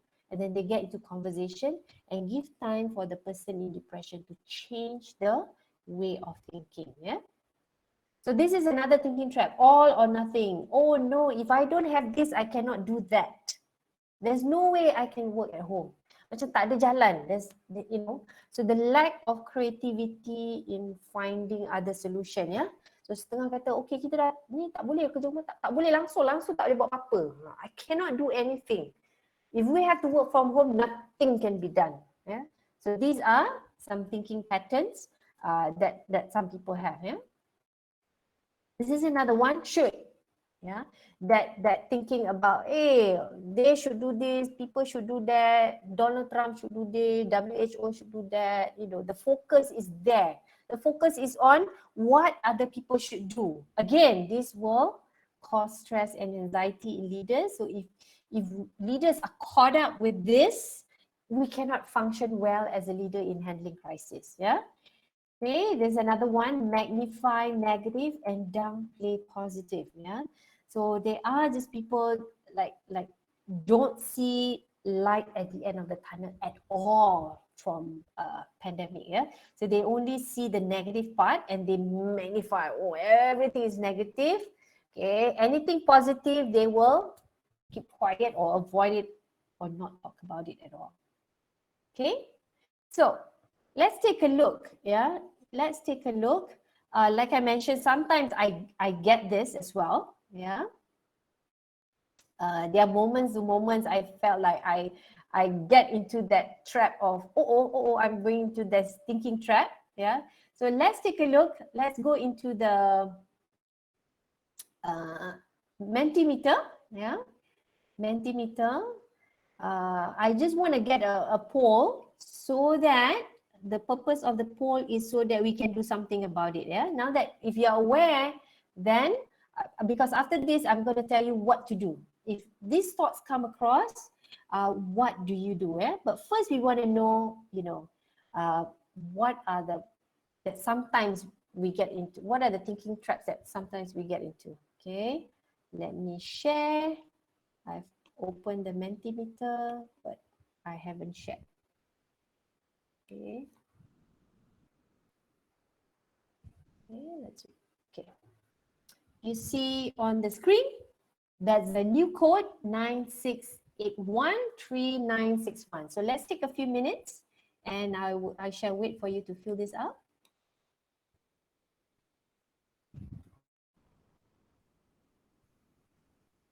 Yang mana kadang-kadang terlintas ya? Which of these thinking traps sometimes you come across?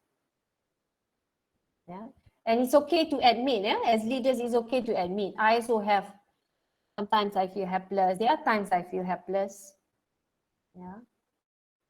There are times I have a lot of pressure. I pressure myself unnecessarily. And then I write on the social media, oh, these people should do this, these people should do that. In the end, I sendiri yang stress. I do that as well, okay? Yeah, I want you to see the spider web. Yeah. Okay, keep it coming. We have 8 people giving input.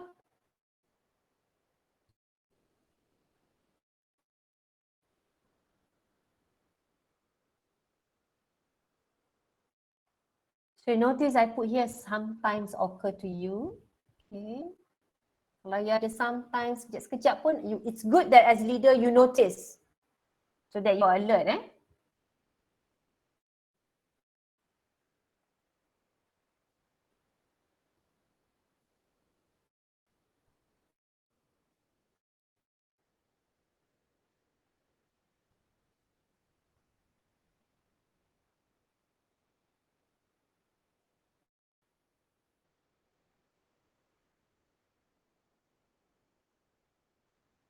And as leaders, it will be good as well if you can recognize this in your people.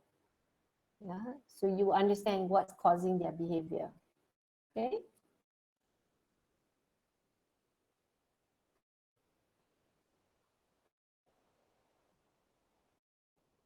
Okay, we have 33 people giving input. Let's see if we can get some more.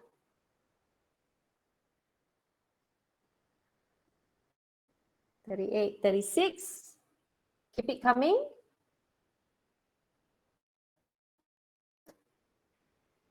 Let's see if we can get 50 input. Yeah.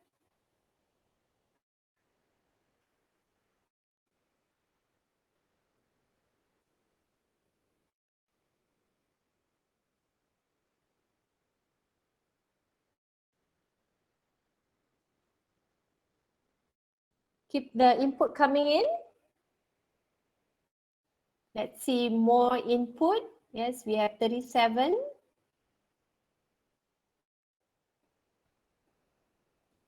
$38.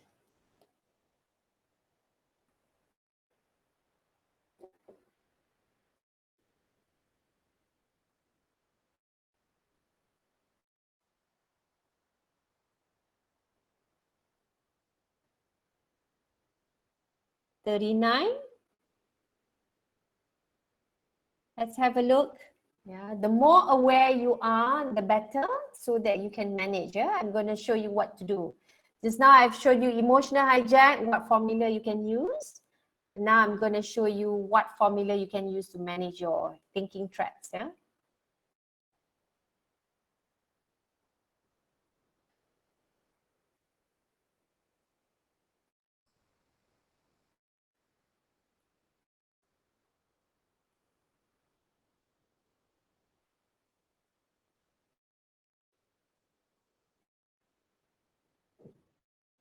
Okay, we have 40.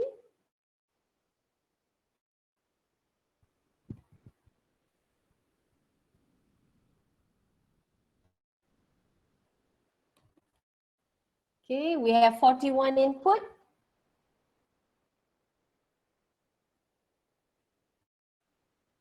Okay, any more? Keep it coming.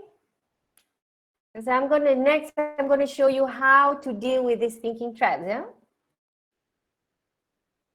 If you don't have, if you rasa macam satu pun tak ada, you just put in 0, 0, 0 or strongly disagree. Yeah.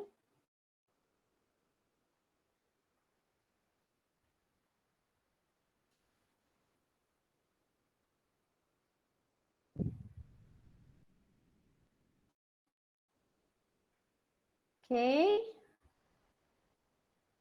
After this, we're going to have some Q&A after I've shown you the next step, and then number 3, number 4, and then we're going to have a Q&A. Okay. Okay. Thank you so much for your input. Okay, let's see what we can do about these thinking traps, yeah? Okay. So at any point of time, if you catch yourself that thinking pattern, yeah, or if you catch your team members, katakan your staff, you're talking to your staff and then you notice, my staff ni catastrophizing lah. Okay, so what are the things that you can do, or how can you coach yourself or coach your team members? Yeah. So number 1 is what we call this is to reframe. Yeah, the strategy is you transform your thinking traps. The moment you catch yourself, why I'm catastrophizing, or if you find your staff catastrophizing, you can start by saying, hey, that's not true, because in the past, since in the past, since I started, since I became your boss, I have seen how you do new things and you learn very fast. Contoh dia, remember this blah blah blah, and you had never done it before, but you did it anyway, and in the end, you achieve some results. So you cari evidence, and then to make that not true. For example, your staff kata, boss, kalau work from home langsung tak boleh buat apa-apa, tak pernah buat macam ni. They feel helpless and they have this all or nothing. So you look for, as a leader, your responsibility is to, again, just now like revitalize resilience, right? You need to coach them and use this statement, yeah? Sentence starters, that's not true, and you provide evidence, okay? Second one is you can reframe. Oh, boss, tak best lah, tak boleh masuk office. Anak-anak I kat rumah kena PDR, PDPR, right? Susah nak buat kerja tau. Okay, a better way to see this is an opportunity for you to learn to be more productive, blah blah blah blah. At the same time, your children are right in front of you and all of you are safe. Yeah, you are at home, we are all at home, we are safe from the the pandemic, right? So the third way is Create a contingency plan. Okay, tak keluar lagi dalam screen. Okay, plan.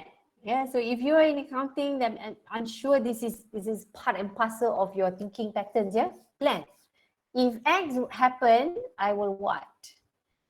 If we all have to work from home, I will ensure I have a special corner in my home with good lights and close to the internet. Or if work from home happen again, I will what? Yeah, I will invest in probably a cheaper tablet, additional gadget for my children, so that they can keep themselves occupied or anything like that. Or I will plan my cooking and plan all my cook. I will cook only on weekend, and on weekdays I will heat up, so that is minimum time for food preparation at home. So you can have contingency plan. Okay, right. So if you have all this, okay, I'm gonna let you to experiment this. Yeah, you're gonna have these slides later on. I will share with the organizer and practice that at home. And if you have all this taken care of, emotional hijack taken care of, learn how to keep yourself calm, and even if you're facing other people, emotional hijack, you know how to bring down your emotion, then you can act rational, and then you are aware of your thoughts. The moment you get into that thinking trap, you cepat-cepat reframe, change your thoughts, yeah? If you are able to do all this at step 2, you can act quick during crisis. Yeah. So acting quick during crisis, I don't even have to give you a border or how to, because if you have addressed the barriers, this is very quick. You will know what to do, and there's no specific template for everybody. Yeah. So what I want to share with you here again is what are the changes to expect during crisis. Yeah? This is a curve that is studied by Dr. Elizabeth Kubler-Ross with regards to emotional response to change. Yeah? So in crisis, there's definitely going to be sudden change, and sometimes change every day. Today macam ni, esok lain pula. Crisis, that's a nice crisis punya nature. So it's good to know and be aware of, what are the emotional response we face when we, face change. Yeah? So the first step here is, naturally we are going to get to shock, and then we'll go into denial, disbelief, like betul ke ni, right? And then when things don't go the same way as usual, we get into frustration. And if we don't handle our frustration, then it might lead to depression. And if this is handled, or if you handle the frustration quick and well, you can skip the bottom curve and you will start experimenting. Ya, contoh dia, it's very frustrating lah. Now we cannot go out, cannot pergi Langkawi. Now we have to work from home. And then it's like, what to do? Instead of just helpless and all or nothing or catastrophizing, you start to, why don't I try and do this? Why don't I try that? You start experimenting new things. Then when you find something that works, okay juga buat macam ni, this helps, this really works. Oh, I think when I work at home, I'm better off do like this, like this, like this. Then when you start seeing results, you start making decision, and then that's how you integrate. Okay, so as long as you are aware, okay, this is normal, as leaders, you just need to mitigate. Okay, I've given you the steps, the formula place, and then the thinking track, how to reframe and all that. You can manage this emotional response. Okay, so don't let the frustration take you for too long, right? And of course, again, if you have 1, 2, 3 in place, exercising empathy during crisis is the easiest. And I saw from the first spider web just now, empathy is the easiest for all of us. Yeah, we can easily empathize, but don't forget to empathize yourself as well. Yeah, so in our community, I think the Bendera Putih was excellent demonstration of empathy. It comes from the people. Yeah, and as a leader, like I mentioned, if you've got all the three, the first two, you can get the subsequent, the quick decision and quick decision and empathy easily. So I'd like to invite you to go back to the Mentimeter. Okay, I'd like to hear from you for some input. Okay.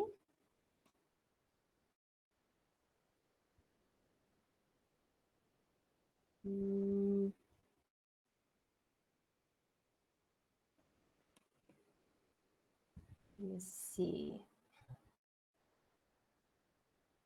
Okay, so before we go to Q&A, I would like to hear from you what are some of your key learning from today's session so that I know what was actually picked up, the last almost 2 hours, So let's take a few minutes to do this.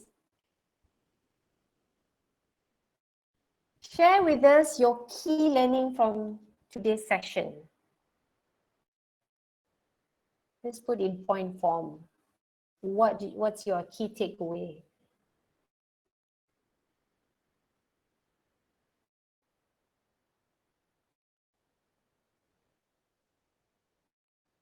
Menti.com, code is 91718899.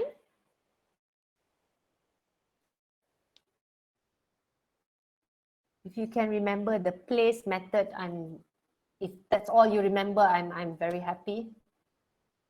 It would be very, very useful.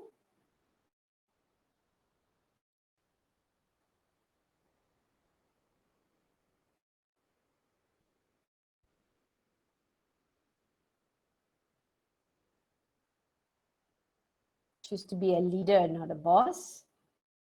Okay. Okay, wise thinking and action.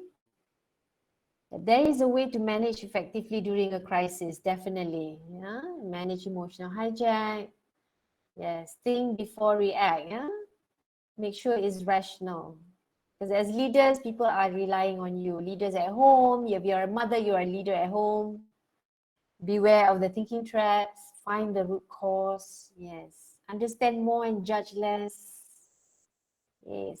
Label your feeling. Yes. Be more rational. Yes. Leaders need to keep calm and stay rational.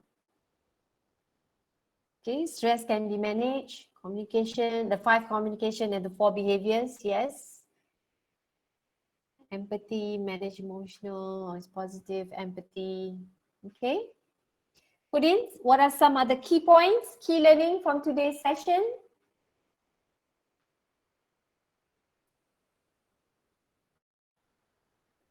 Yes, mobilizing work sources, being calm, act quickly, make fast decisions.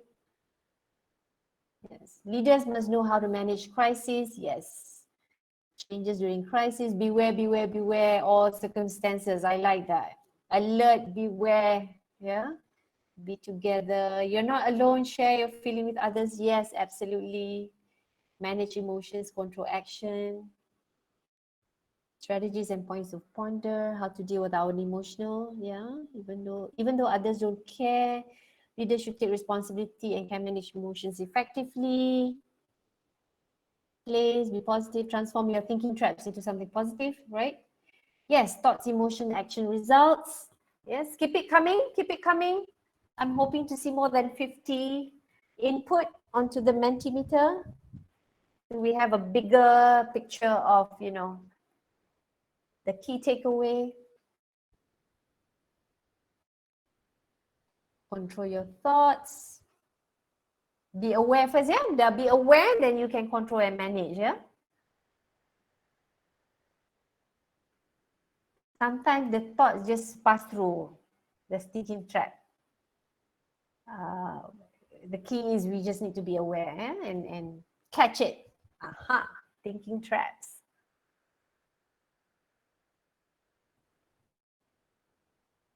Okay, keep your answers coming in. Put yourself in someone else's shoes. Yes. Provide some tips of the traits of leaders and leaders in the crisis management. Yes. Develop emotional intelligence. Yes. That's one of the key pillars in leadership. Any more? Keep it coming, keep it coming. Okay, manage and control your thoughts. Yeah, because it will translate to your behavior, your communication with the people around you. And during crisis, even more important. Okay. How leaders lead during the crisis. Okay. So I'm going to keep it coming, but I'm just going to stop share. I do have two more, what do you call, two more Mentimeter to share. I would like to hear from you, yeah, before we go for Q&A. Just give me a moment. I have another closing.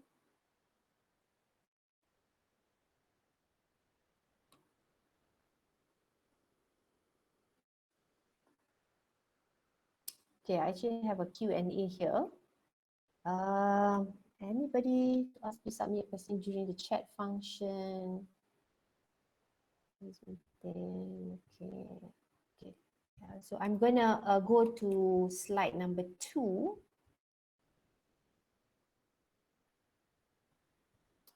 I'm gonna go to slide number 2.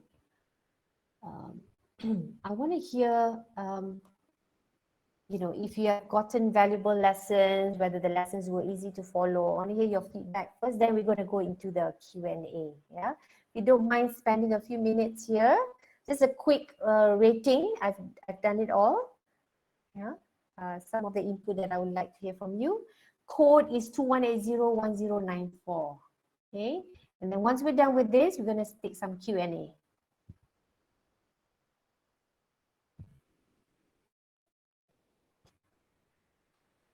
Oh, thank you. 555.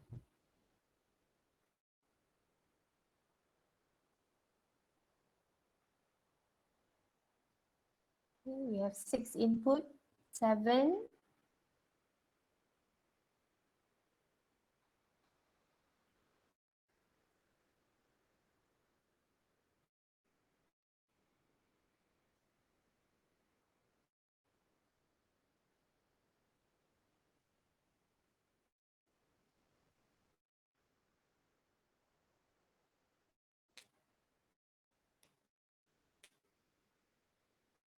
Thank you so much for those who have given input. So I'm looking forward to hear from the rest so that we know the effectiveness of the session. It will be very valuable for the organizer as well.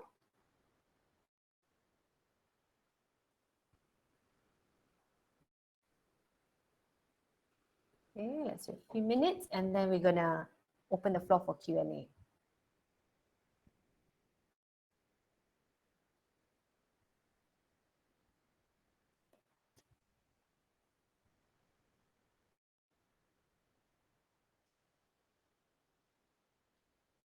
Thirty-six.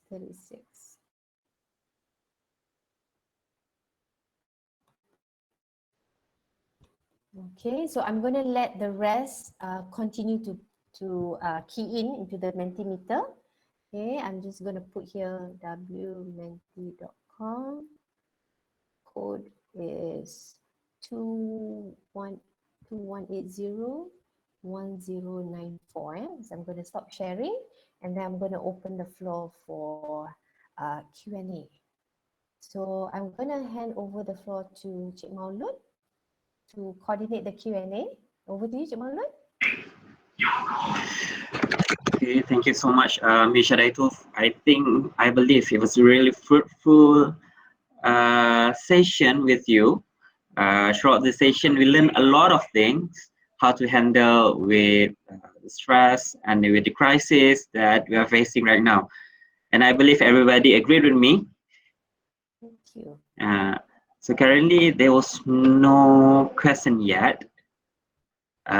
Maybe I can ask a question. Sure.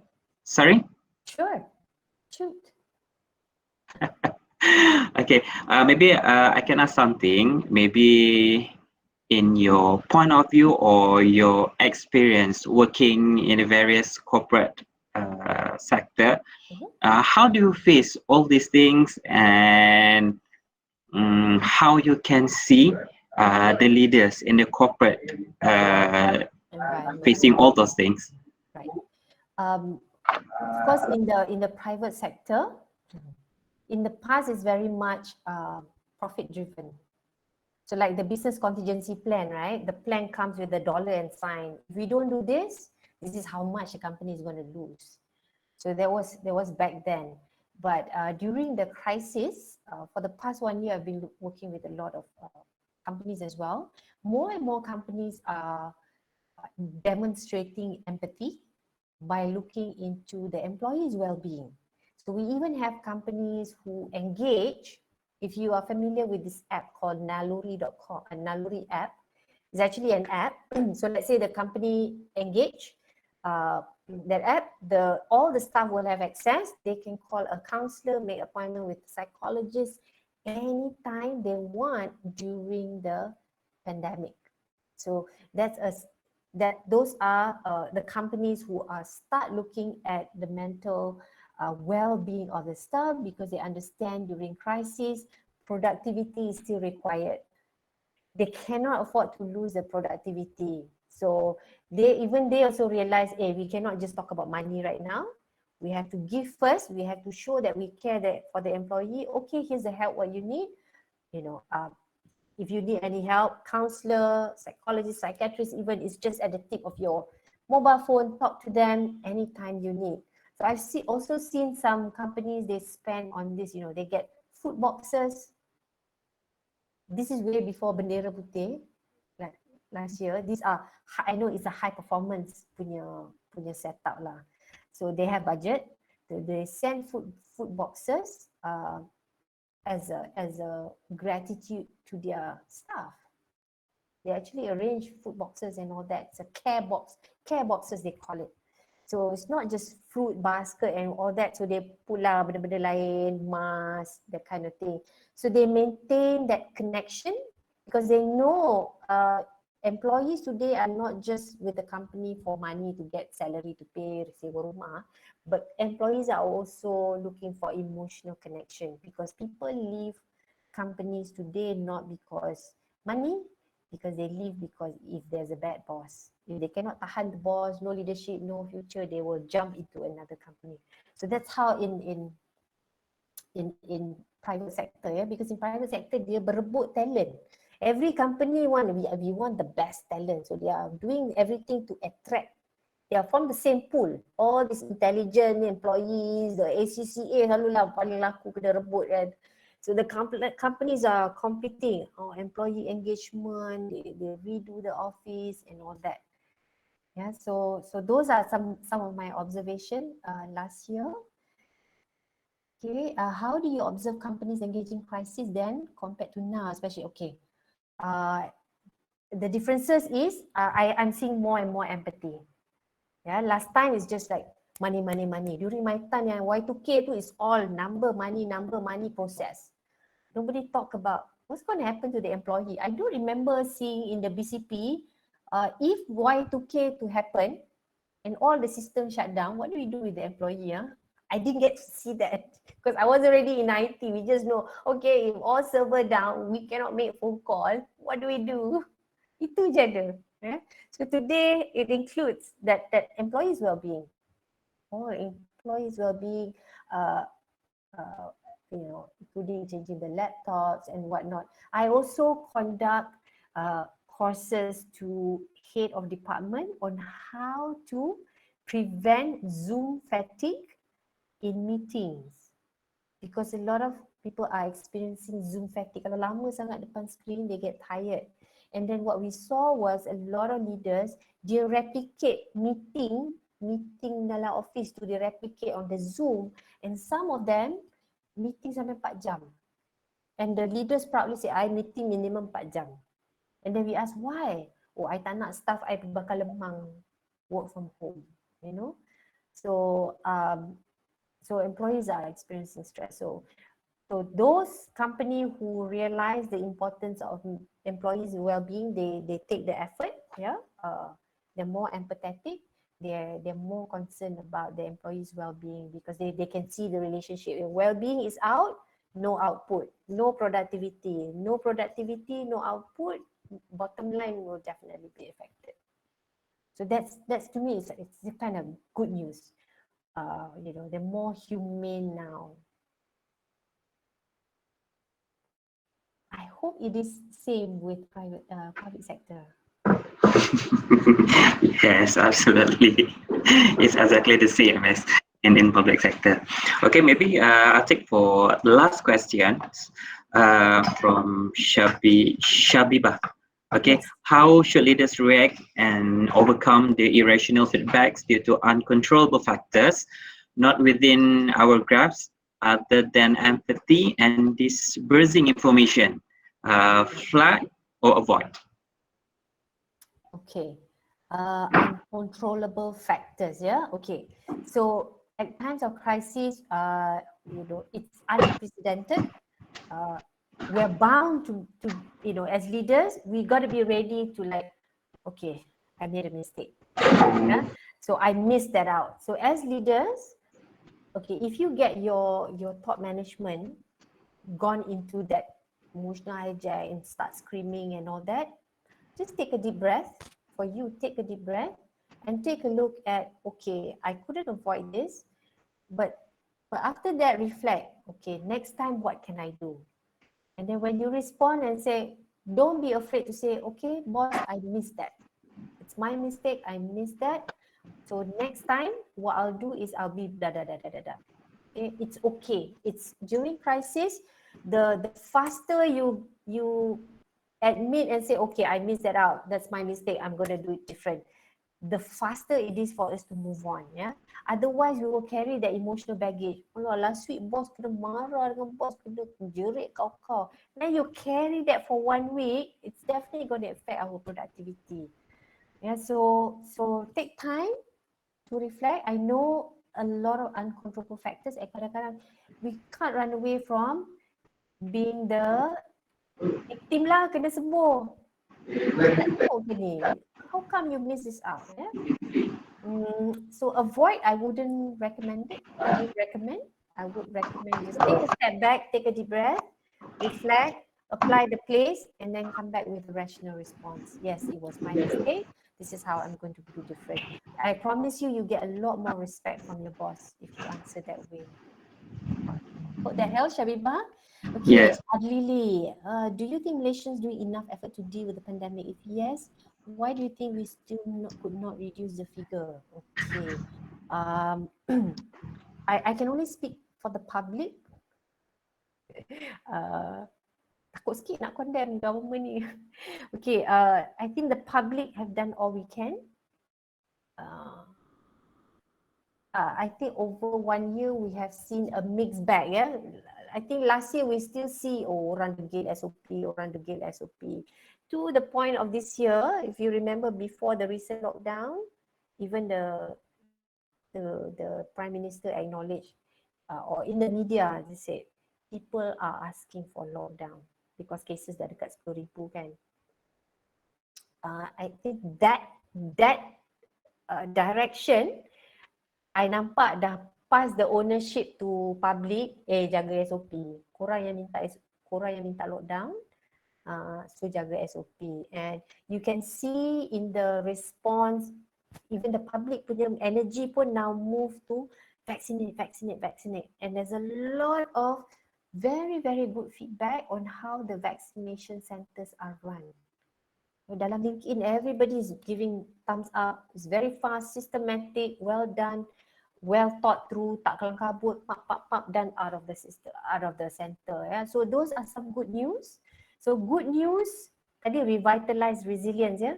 So itu tak ada, kalau KJ tak buat announcement pun, just from public feedback pun dah enough to give hope to the society as a whole. Yeah. So it's like there's a lot of buzz, people are taking photo, dah vaccinate. Those are good stuff. It creates the energy. Okay, people are getting vaccinated, process is good, it's fast, people are getting excited, and the more they take ownership on the SOP. why do you think we still could not reduce the figure? Itu I tak study sangat in terms of, because some people argue depending on how much we test and all that. So yang tu I tak berani nak jawab because I don't have the data on that. I hope that answers the question, Adli. Okay, udah 11:47 dah, dia break time. Okay, I think that's wrap everything for your session. By the way, thank you again, Ms. Shadaitul, for a great and interactive presentation. I believe we're having a great idea on how to be a great leader. We'll see you again in the end of this webinar for a discussion.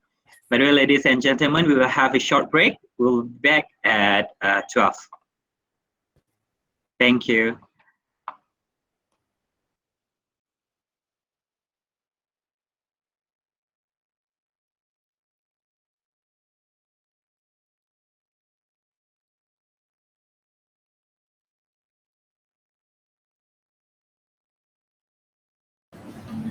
Hi, good afternoon, everybody. Hi, Mr. Rowan. How are you today? Yeah, I'm good. Great. So how about you? I'm doing good. I'm just wondering whether we could, is everything okay for Mr. Weerakkody's presentation at the moment? Okay, sure. You can do it. Yeah, can you just check the video? I sent the links in the morning.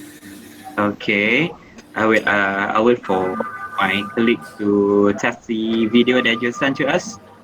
Yes, in the morning. That's right.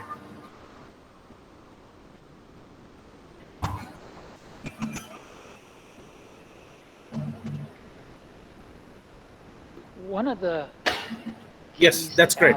That's good. Apple's Perfect. Okay. And the last video is after he says thank you. You Okay. can. The last video is about COVID from McKinsey. Okay, sure. Hold on.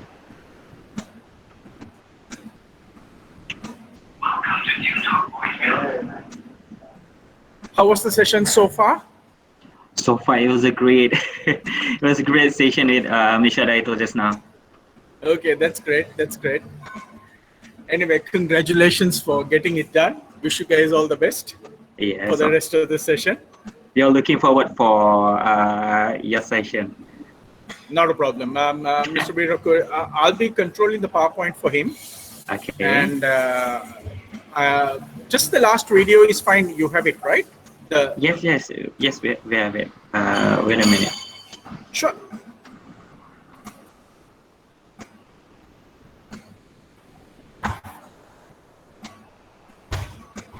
That will endure long after the pandemic ends. Remote work is here. Okay. That's good. That's good.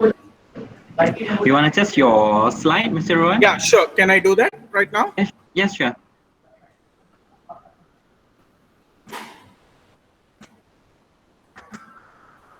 Can you see it? Hello? Yeah, okay. Then I can see it. How to be effectively in a crisis. Okay, sure. Okay, I'm trying to go to the rest of the slides. Just a minute. Okay. I think it's getting buffered into the system. Yeah, maybe.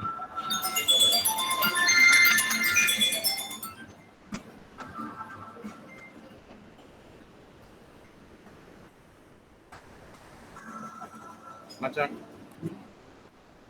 I'm on a call. Can I haganin nang what kiyan na pulon na? Oh. Ari mata, ikaran dan masa. Let's finalize it and let's go on mata. Thanks, buddy. Thanks, man. I think everything is okay, yeah? Yes, everything was fine. I can see some of the slide that you shown to us. Fantastic. So then let's leave it as that. Okay. And I'm saying stop sharing. Okay. So then we'll meet at 12. So we start with your session at 12. Yeah. What time? Just give me a quick time check. Maybe in what time? 10 minutes time? Yeah, in 10 minutes time. Yeah. Okay. Wish you guys all the best. Okay, sure. Thank you. Okay.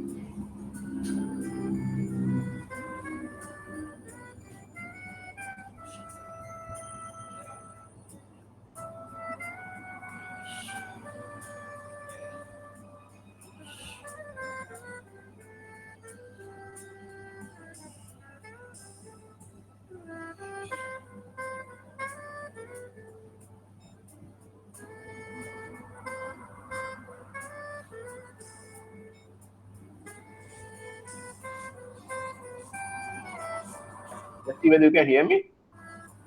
Okay.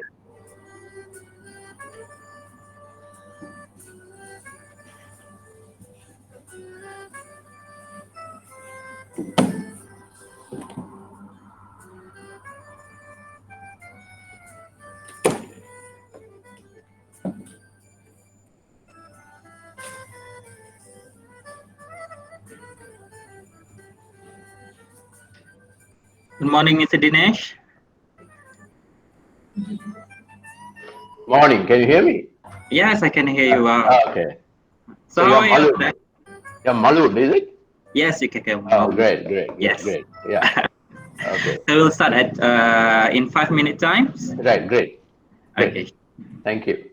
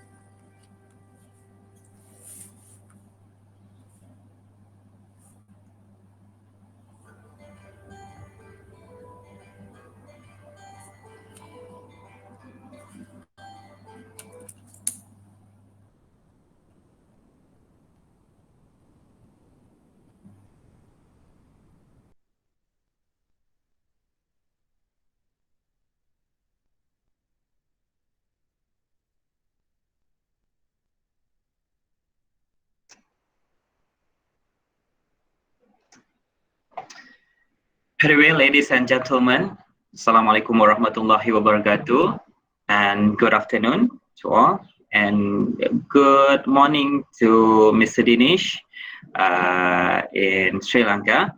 By the way, welcome back to this webinar session. We will now continue our session with the sharing experience by Mr. Dinesh Weerakkody, the Chairman, International Chamber of Commerce of Sri Lanka, as our guest speaker today. Again, I would like to remind you once again to share your thought, and you need the speakers to respond on it. Kindly use the chat function available. A little bit introduction of Mr. Dinesh. He is a member of the SEMA Asia Pacific Industry Advisory Body. He has received an extensive leadership, economic finance, human resource and management training in the UK, USA, France, Japan, Singapore, and India. He is the recipient of a JC's 10 Outstanding Young Persons Award in 1999 and an International Associations of Lions Clubs National Achievers Award in 2008 for the advancement of good governance in the public sector, and was conferred national honors in 2019. Mr. Dinesh, for your information, there was 101 public accountant with us today, and they are the one who lead the organization, the department, or any division throughout the ministry or any other office in Malaysia. By the way, without further ado, now may I hand over to our speaker, Mr. Dinesh, please. Thank you. Morning to you. Greetings from Sri Lanka. It's morning in Colombo and very gloomy. Thank you for inviting me. In fact, my last overseas trip before the lockdown was to KL and to meet a banking group. And I hope I can make a trip to KL again because I love the food. I like to start off with a clip of, it's a 2-minute clip. It's a conversation with Steve Jobs. The messaging is brilliant. So can we have that video before I start off?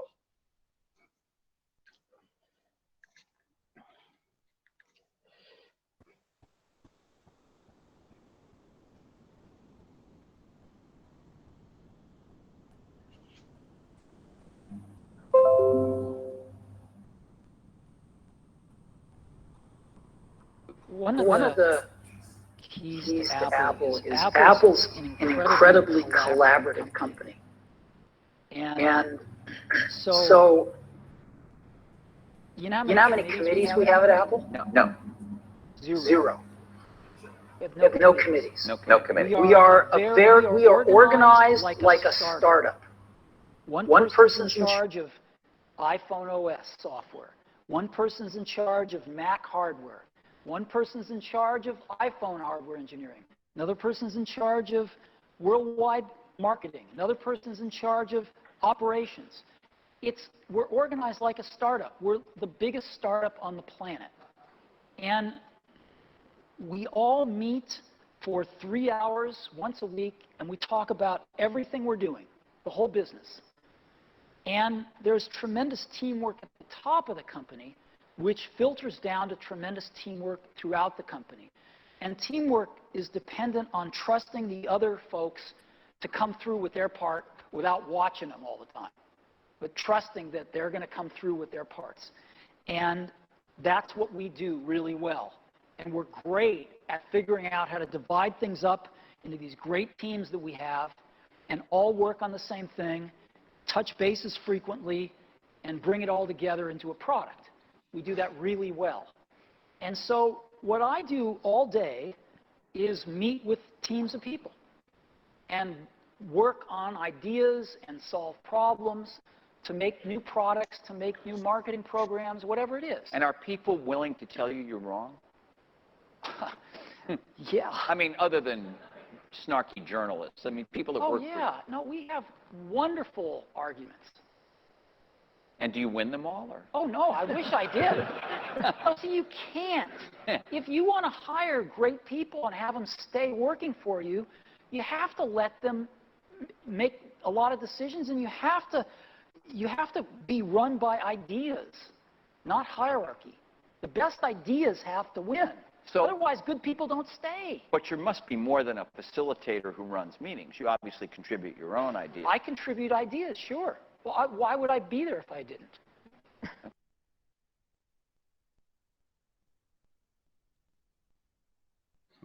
Thank you. Thank you. I love listening to this guy. And those who don't know me, I have actually been chairman of the two of the largest private commercial banks. And I finished my second role recently, just a couple of months ago. And last year I was really tested as a leader, especially heading a bank. So I'm very keen to share some of those learnings in the next 10 to 15 minutes. But for me, what was the key messaging that came out of this video? And I think though he died maybe 10 years ago, a lot of his messaging is still very relevant and current. And I actually make use of a lot of his ideas when I put plans together for companies that I work for. To me, the three things that came out very strongly, I don't know whether there's an opportunity for us to interact where I could ask a few questions, but I don't know whether we have that facility. But to me, I think the three messages that came out very strongly and which is very relevant today is the need for collaboration. A lot of leaders think they know it all. And especially when you're a CEO or a head of a secretary of a ministry, you think you know it all, you don't want to take feedback. And there are experts. For example, when I fall sick, I go to a doctor. I don't go to a mechanic. So I think as managers and leaders, I think it's important for us to understand that there are experts in our companies and that we need to make use of this, make use of them. So for me, the two important things here is collaboration and teamwork. And I think the other important message is death to committees. Steve Jobs himself says the work of 5 is done by 1 in a committee. So why the hell do you need to have committees, right? Well, in government, I have been actually an advisor to the Prime Minister also. They love to have committees. It's a natural way of postponing things. So I think in the private sector, I know the public sector in Malaysia is much more productive than the Sri Lankan public sector, and that is something that we are moving towards. In fact, I have also interacted with Prime Minister Mahathir Mohamad several times, and also met him. So I mean, he had also a lot of great ideas, and in fact, even we tried to set up a human resource development ministry separately under the Prime Minister's office to emulate that model. Unfortunately, it didn't work, right? So moving on, can we get to the next 2 slides? Next one. Yeah, can anyone tell me who these 2 guys are? Maybe even the MC can say since he's on. One is Steve Jobs, this Lee Iacocca, who actually resurrected Chrysler, and the other one is the famous Jack Welch. And I'm sure many of you had seen his books and read his books.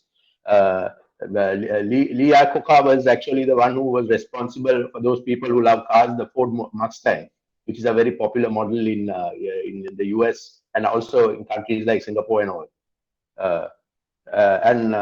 I think Jack Welch's book, Winning, I think a lot of you should buy it and read it. It's a fabulous book and it's very easy to understand. He keeps it very simple. In 1993, I was invited for a town hall session in Los Angeles, and both Lee and Jack actually spoke at that session. And he did something very simple. He said, he asked a question from the audience. He said, if I tell you, I'm sending you around the world, what is the first 2 countries you will visit? I'm repeating it. He asked the question, if I send you around the world, what are the first 2 questions, the first 2 countries you will visit? And I don't know whether anybody in the audience can respond. Maybe I can ask the MC, what is the first country you would like to visit? There's a sequence in this. I have no idea. Maybe Malaysia, my own country. No. It's around the world. What's the first country? Can somebody unmute and answer that question? Yeah, I want to answer. Yes, sure. My name is Husna. I want to go to Sweden. Okay. So what's the first country you'd like to visit? Sorry? What's the first country? Pardon? Sweden. No, around the world. He said around the world. I'm giving you a ticket to go around the world. What's the first 2 countries you like to visit? Is this a trick question? Yeah, it is. It is. It is. Sadly, these are all top executives. 90% of them couldn't answer. Right? Then after making a lot of mistakes, people started answering. The first country is Australia. The second country is Russia. I suppose now you got the sequence. Around the world, AROUND. A is Australia. R is Russia. So what he said was, you guys, you go and get MBAs and all, but you can't answer a very simple question like this. When I put this to a group of students, they answered it in 2 minutes. So I think the message he gave was, don't build castles and don't complicate. He said, more you get educated, you complicate things and you build castles around problems.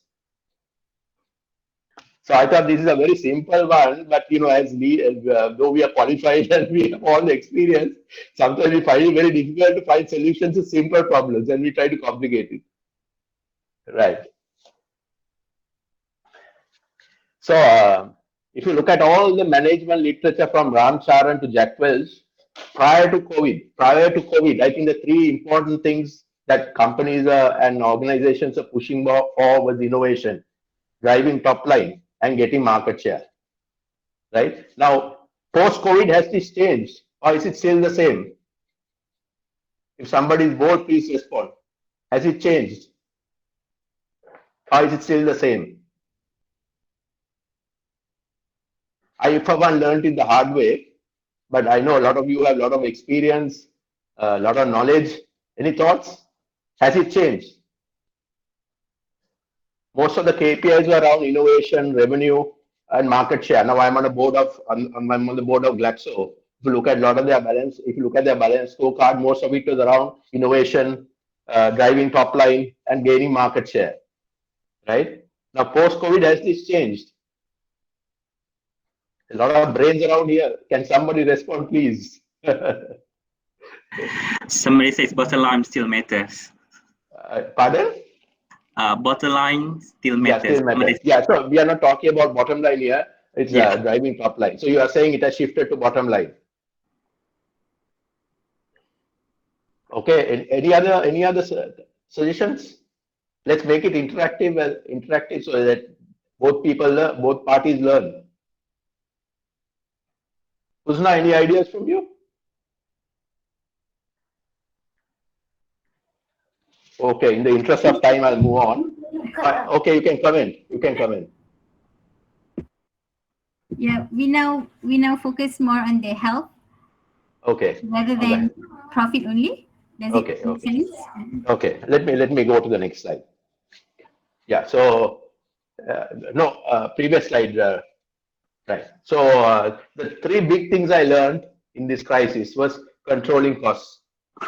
Right, maintaining liquidity and conserving cash, because cash became, even for banks, we used to get so much of deposits, all that dried for a little while, and banks that were making liquid profits of 4-5 billion in Sri Lankan rupees turned to 10% of that during the pandemic, because people are finding it difficult to pay their loans.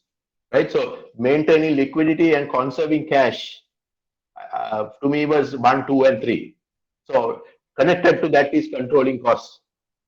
So it is not an easy transition, because in health terms, say for example, you are a good tennis player, but if you start swimming, the next morning you'll find that your body starts aching. The reason being, you are using a different set of muscles. Right. So in your leadership repertoire also, I think it's important that you start increasing your breadth and your reach, because now you need a new set of skills. So what we learned 10 years ago at doing an MBA is no longer relevant and current.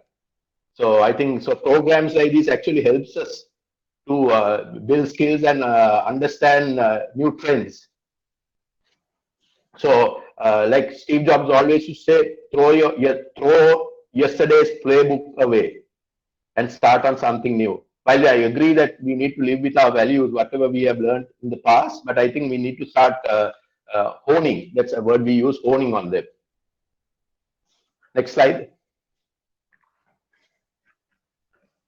Yeah.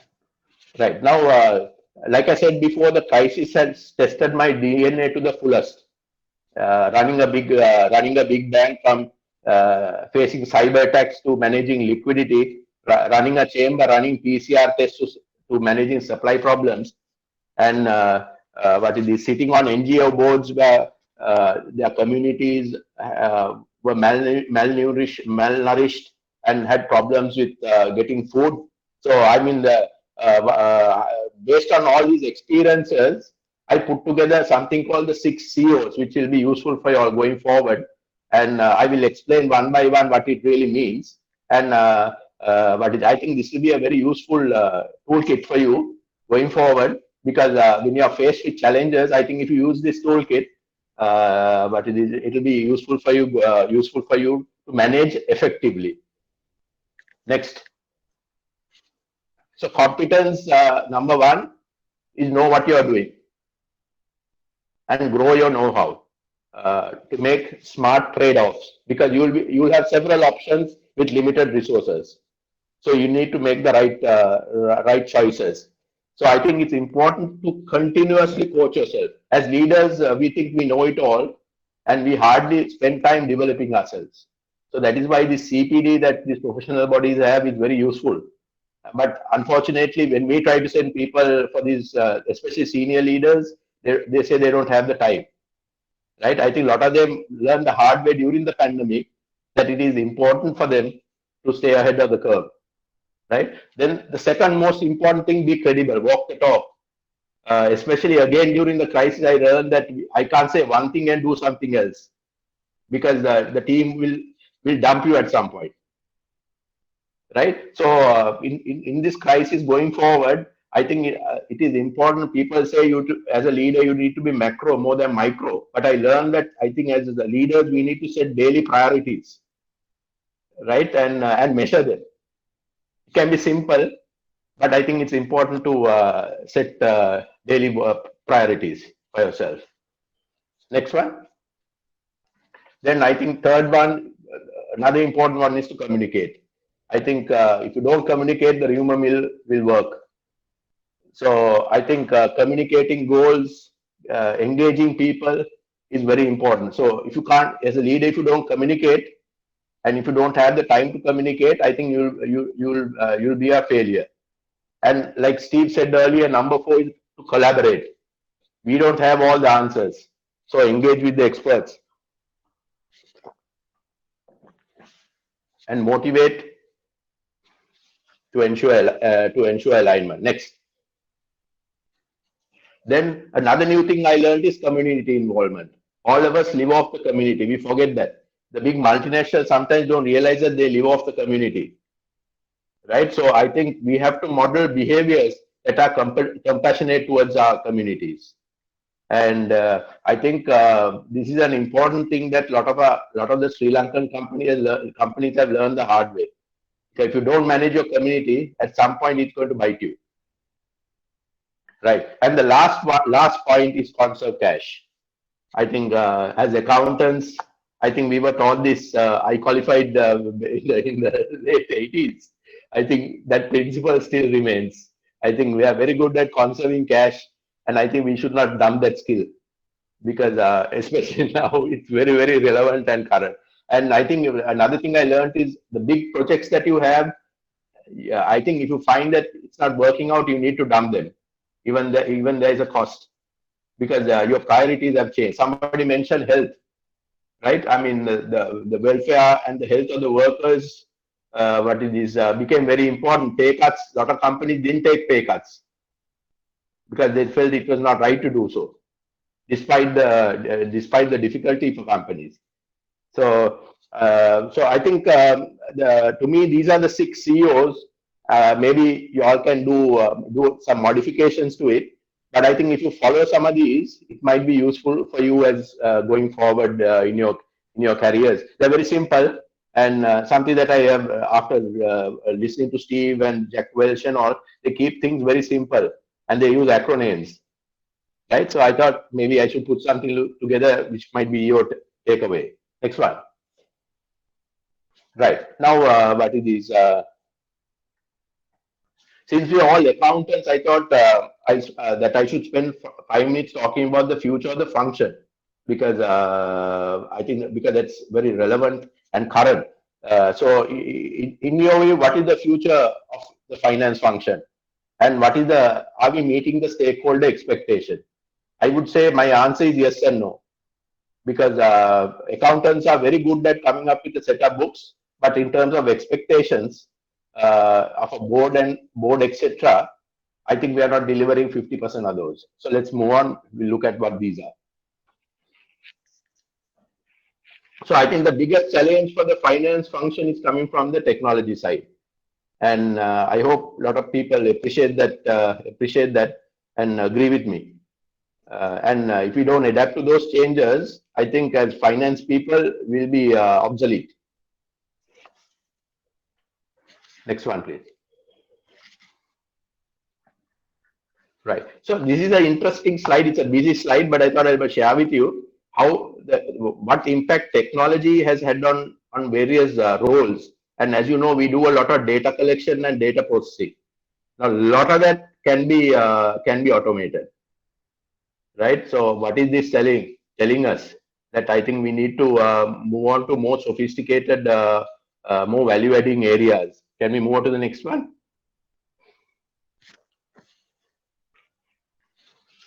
So, like I said before, technology will shape the finance function, right? And in my view, I think some of the areas as accountants, whether you are in the public sector or the private sector, I think these are some of the areas that you will have to start focusing on: data warehousing and blockchain and analytics, compliance with government regulations. We are quite good at that. Then forensic accounting with risk management. This is another new area that accountants are moving into. And then making predictions, because my experience sitting on so many boards, accountants will give you the financial statements. They never give you predictions.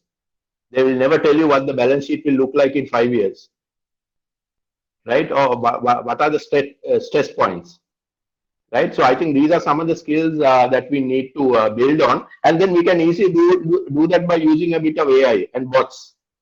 Now I am on a board of a retail company, and they use a hell of a lot of bots, and that gives you enormous amount of data, and in terms of how to respond, So these are some of the skills that accountants need to build. You can't leave it to the marketing people or the sales people to learn. We need to bring that to the table, because otherwise you won't get invited to the boardroom. Right, next. So I thought I'll put this up, given my experience in boards. Next slide, please.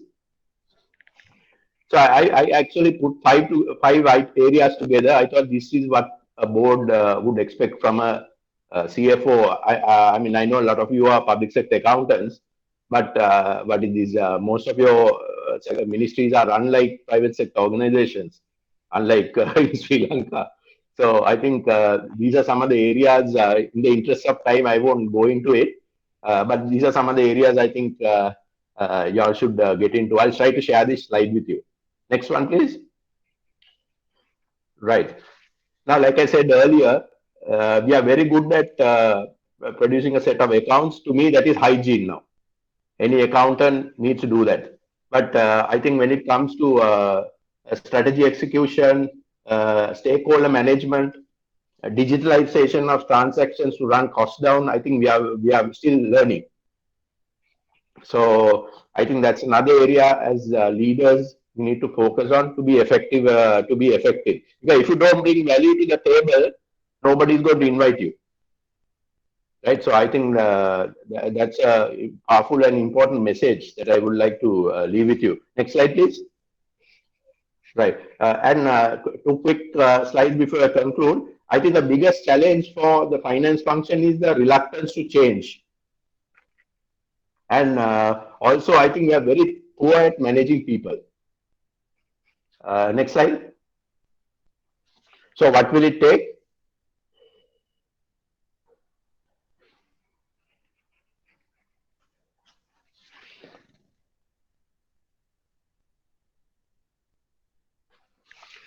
Yeah, okay.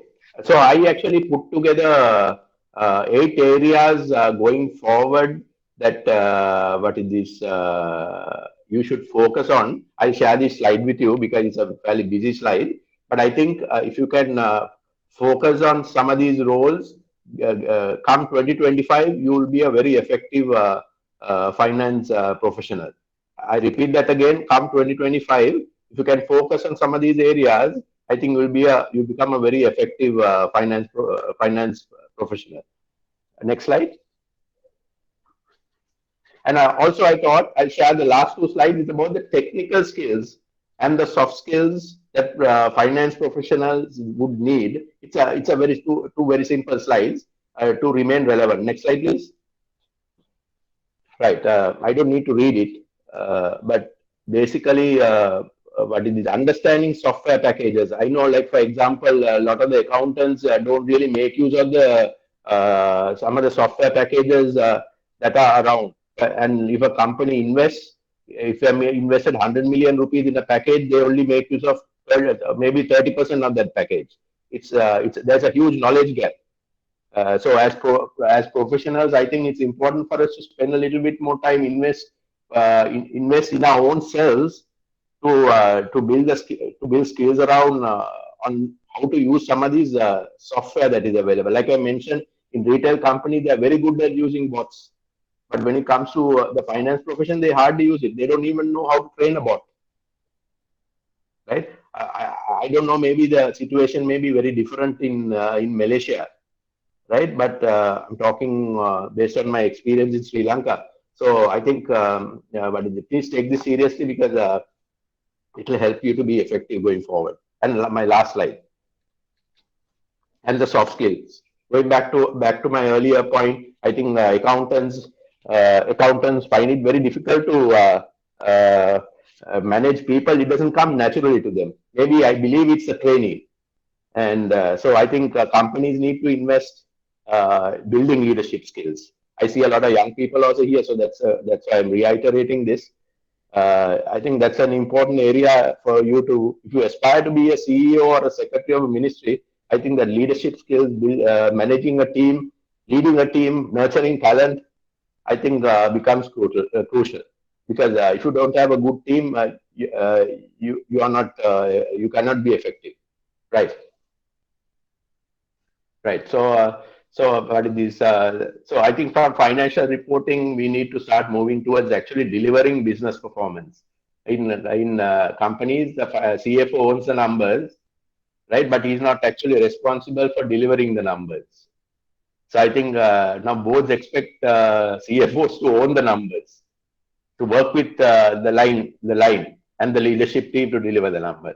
So I see this transition happening, especially in a lot of the multinational companies. And I think for CFOs to be relevant and add value to the company, I think that's an area that you'll have to focus on. Okay. Yeah. So your takeaway, my last slide, it's a famous quote used by Barack Obama. He always says there are 3 types of people in an organization: those who make things happen, those who watch things happen, and those who say, "What the hell just happened?" So the choice is yours, which category you want to belong to.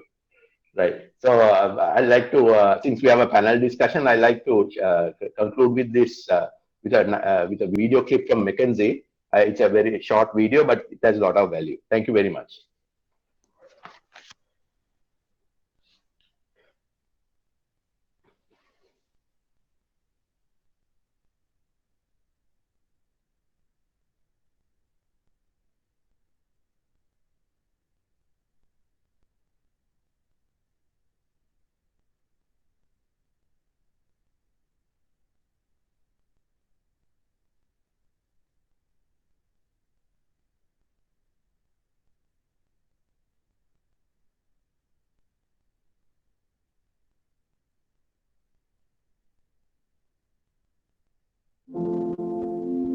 COVID-19 has reshaped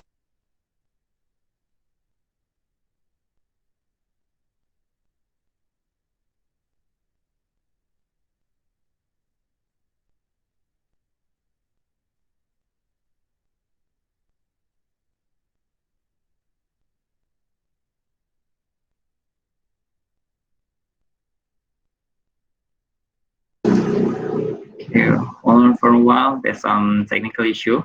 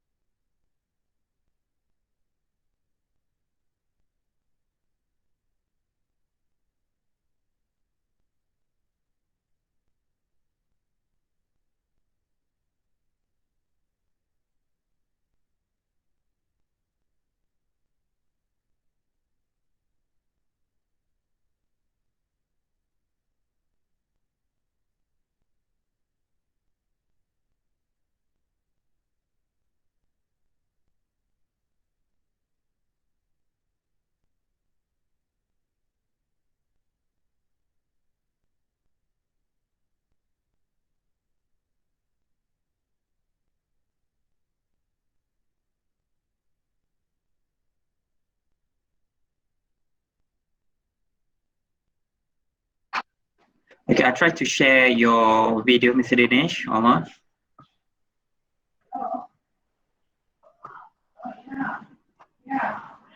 Maybe you can share it with them.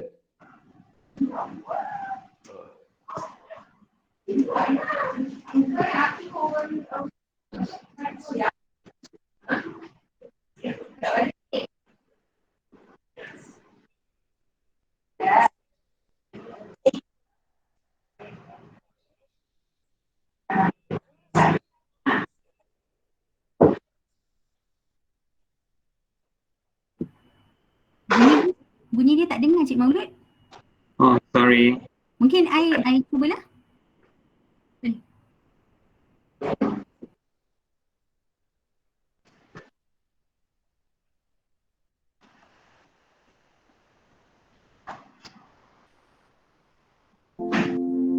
COVID-19 has reshaped the world in ways that will endure long after the pandemic ends. Remote work is here to stay. E-commerce is soaring. Automation is accelerating. Our research indicates that the mix of available jobs will change as a result, creating more urgency for training workers for the changes ahead. More than 100 million workers in our focus countries, or 1 in 16, may need to switch occupations by 2030. Job growth will be more heavily concentrated in high-skill jobs, while middle and low-skill jobs decline. The explosion in e-commerce set off a scramble for warehouse workers that is unlikely to stop. Investment in the green economy will increase the need for wind turbine technicians. Demand for photographers may grow to address our increasingly visual ways of communicating. Aging populations in many advanced economies will increase demand for nurses, home health aides, and hearing aid technicians. Teachers and training instructors will also continue to find work over the coming decade. But the forces unleashed by COVID-19 have put other jobs at risk. Business travel is unlikely to recover quickly, and that affects flight attendants, airline mechanics, and baggage handlers. Use of self-checkout stands accelerated during the pandemic, displacing some grocery store clerks. Companies have deployed robotics to process routine paperwork, replacing office workers. We are entering an era of occupational transitions, an era that demands answers to 3 key questions. What new approaches to training can support the millions of people making these transitions? To protect the social fabric, what benefits, such as sick leave and unemployment insurance, are needed for all workers, including gig workers? Can business and government leaders come together to create solutions, not only for navigating the pandemic, but for navigating the post-pandemic world of work?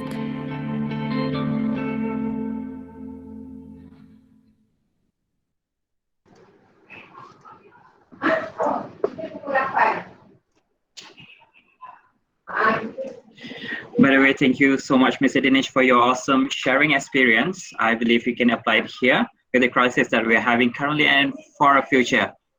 Ladies and gentlemen, we may move on to the discussion.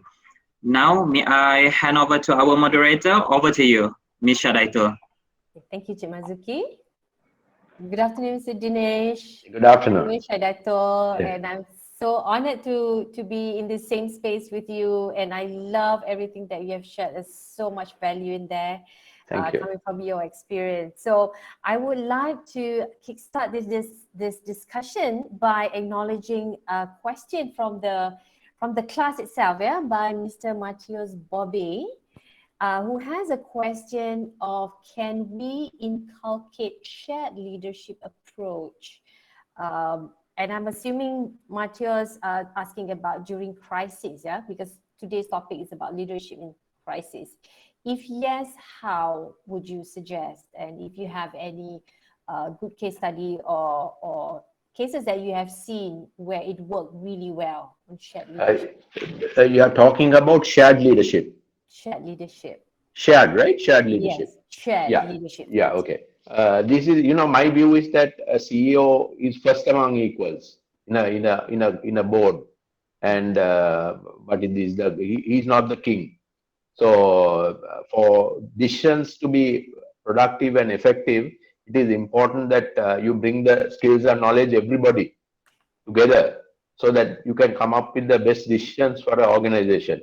So, but it is in a lot of these multinational companies, the CEO is the first among equals. So it doesn't mean that he can use the stick, right? So it's a cell style. Right, so there is engagement, and also through the process you develop the team as well, where you try to get the best from everybody. I think that's something that Steve was also saying there. Yeah, and shared leadership can only work when everybody has the same purpose, same vision, and align. I think alignment is really key, right? Yeah, to me, I think it's the culture that matters, because culture, if you define its way, how things are done. And unfortunately, in the public sector, you don't see that, because the secretary thinks he's the chief accounting officer, and he tries to drive his agenda down the line. The culture is that, the culture. So I think unless you inject new thinking into the culture, that you can do by bringing new people into an organization. Like that. Yeah. Which brings to one of the slides that you shared. Moving forward, what do you suggest for financial professionals to acquire amount of it, leadership skills, communication, and one of it is adaptability to change.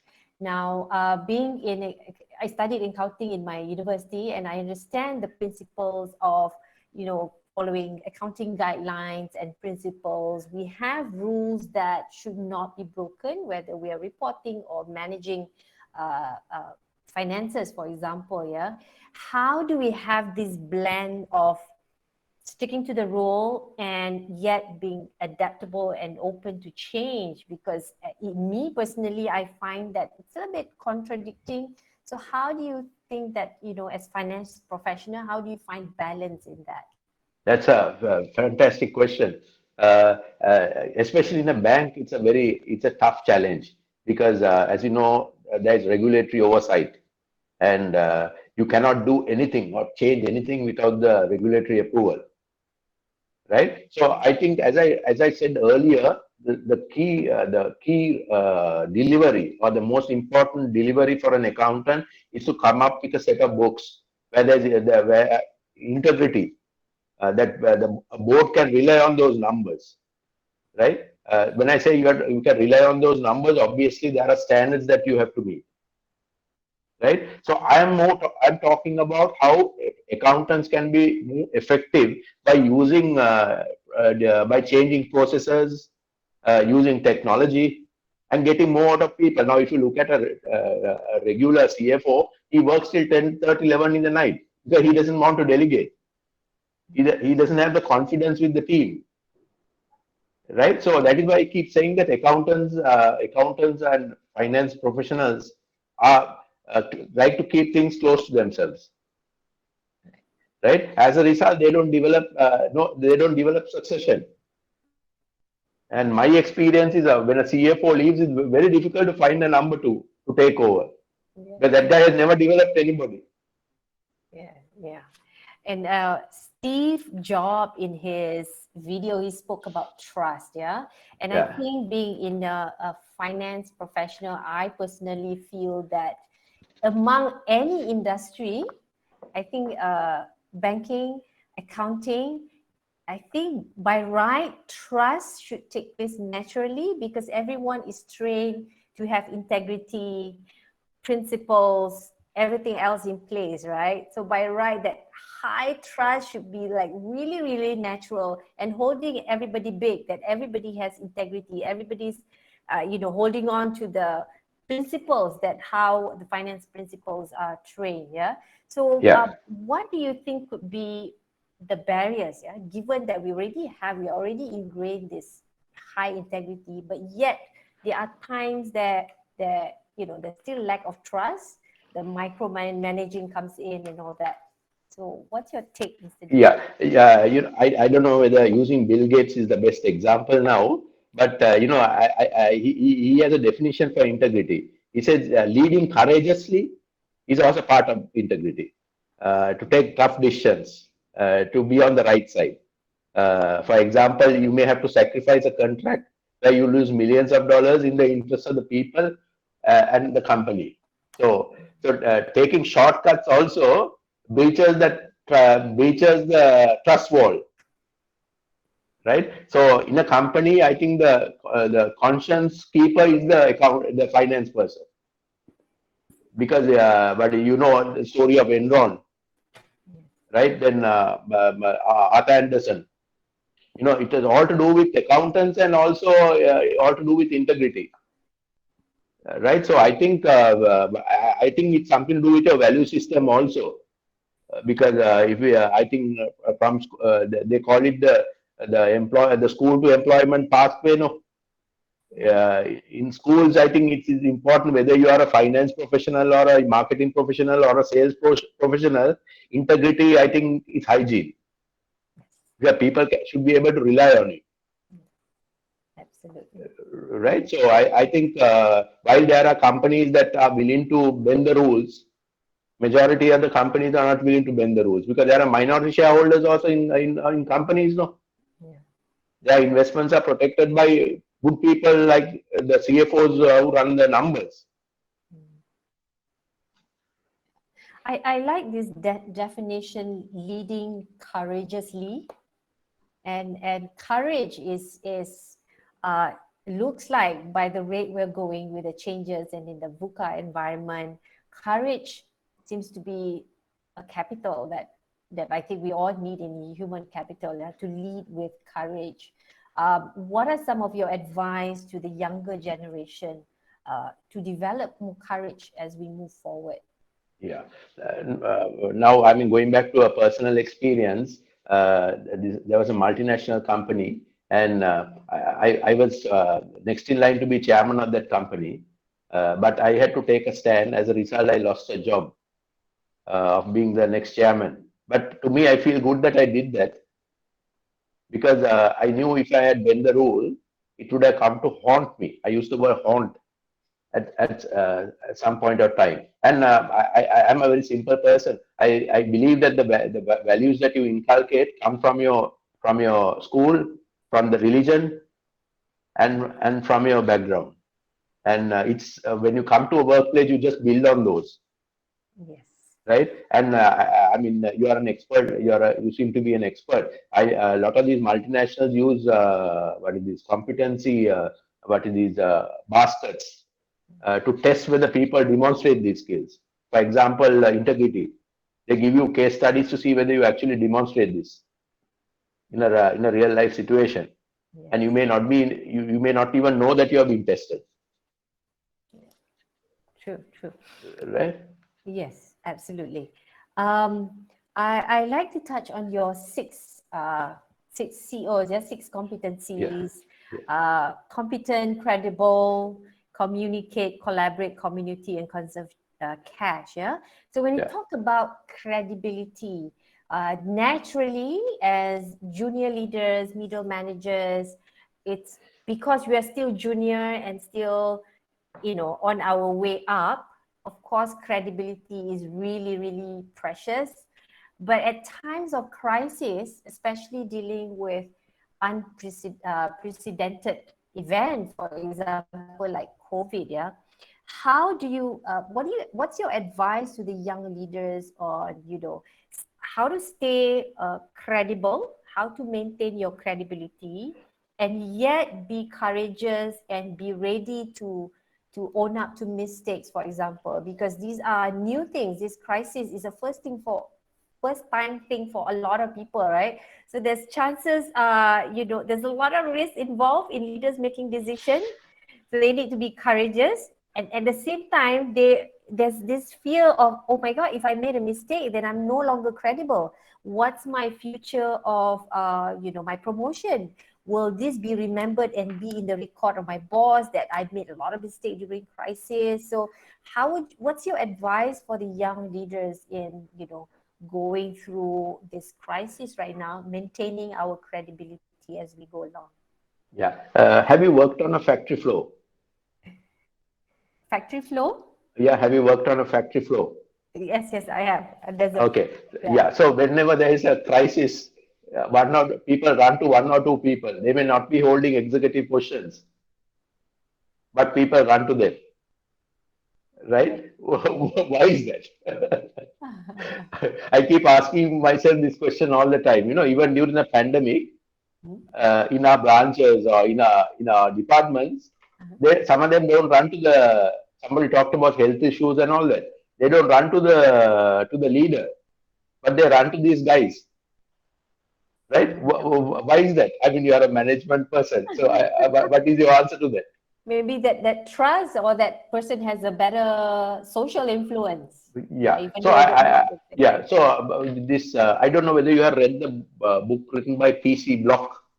It's called Social Politics, I think. I'm not too sure of the name. He says you need to have three things to influence. One is you need to bring value to the table, right? Two, you must have, when I say value to the table, it's knowledge. Then second thing, you need to have a relationship going, right? And third thing is situational. Because when, for example, when there's an accident on the road, there are people who will get out from the car and come and take the person to hospital. So that's, as you know, it's called situational leadership. Yeah. Right? So the message here is you don't need to have executive power sometimes to lead. Right? If you walk the talk, I use the word walk the talk, right? And honor your commitments, whatever level. You can be a clerk, or you can be a assistant manager or a junior manager. But if you build a reputation that you honor your commitments, or when you can't honor your commitments, you engage with people and tell them why you can't. Yes. I think that's an important trait that we as, I think now we are past that stage, a lot of the younger people should start demonstrating. Because then automatically when there are opportunities, but you'll be the first to be picked up. Yes. Because my experience is when you put advertisement in the paper now, there are guys with 5-6 qualifications who apply. Everybody has 5-6 qualifications. How do you select? Yeah. How do you stand out? Yeah. It's all in the value that you bring to the table. Yeah. And if you're moving from one job to another, it's definitely something that you have successfully done in the past employment. And I'd like to also ask you a question. Now, in Sri Lanka, a lot of companies are trying to inculcate a social responsibility mindset in employees. Is that happening in Malaysia? We're seeing that, but it's starting by the private sector, the management of the private sector, starting to pay more attention on the employees' well-being, especially with the current crisis. Yeah, but we also have a social enterprise that's coming up for the past 5 years. But these are those small individual startups, but not so much significant by the big companies yet. They're starting at the employees level. Yeah. But the drive outside of corporation by the public itself, it's amazing. Like recently, we have this white flag campaign initiated by the people in the society, asking families who are short of food supplies to put white flag at their home so that they can send food supplies. So these are all initiated by the society. Okay. Yes, we have a question from Husna. A provocative question, she said. As much as we want to collaborate, it gives a challenge to the time taken and meeting the stakeholders' expectation, which the leader may understand better. Can you comment on that? The challenge is the time and meeting stakeholders' expectation. Yeah, so I suppose it depends on the measurement, no? I'm sure a board or a stake or a shareholder would want to have a better quality decision, right? So if there can be synergy, we all agree that 2 + 2 is not 4, no, it's more than that. So unless you collaborate, you don't have synergy, because my knowledge is limited to a box. But when I listen to you also, I'm now expanding it. Same way in a board, if you actually engage your team, right, the quality of the decision, you raise the bar, right? So collaboration, I think, is a must. So to have proper collaboration, you must assemble a good team. A lot of leaders are fighting to get people better than them when they hire. They try to get mediocre people because they want to ensure that their seat is not threatened. Yeah. But if you get good people, like Steve Jobs said, the quality of the decisions are very, very different. And so you raise the bar. So to me, collaboration is a must because you try to get the best out of your team. Yes, absolutely. Yeah. Husna, does that help? If you have any other comment, please just unmute your mic. You can engage with Mr. Dinesh. When I run intergenerational communication, one of the things is we look at leadership style that works well today, and especially with millennials, is actually collaboration. And moving forward, there's no way we can go back to dictatorship and how it's being done in the past. Collaborative is definitely the way to move forward. So yeah. And I think Yes. I think one easy way of engaging with millennials, what I have learned in the last 5 years, is by engaging them in social responsibility projects, because they love to do that. There's an emotional connection to their purpose, yeah. right? They feel purposeful. Yes. Yeah. Okay, Dr. Mamnoa, there's another question. Responding to the future of the accounting profession, the professional organizations, their members, and the educational institutions should embrace the changes in it. That's a comment, yeah? She's saying the professional organization should embrace the changes in it. So just like what we're doing today, not just limiting to technical skills upgrade, yeah? So other than that, what are any best practice that you have seen around the world, Mr. Dinesh? Yeah, I think self-development is a must. And for example, now I can sit here and listen to a program in Stanford, right? And I don't have to pay a cent sometimes, it's free. So I think self-development is very important, because you can't expect companies to help you to develop, because the resources are limited, and companies will actually invest in their A's before they get to the B's and the C's, right? So self-development is very important. Like I said earlier, if you are ready when the opportunity presents itself, you will be the first to be recognized, right? I urge you to read that book, Winning by Jack Welch, where he says, hit out of the park when you get an opportunity, then you get recognized. Yeah, absolutely. But I think the professional institutes can do a lot more, giving their members. I think they need to use the membership fees far more effectively. This is a political statement, but I think it's...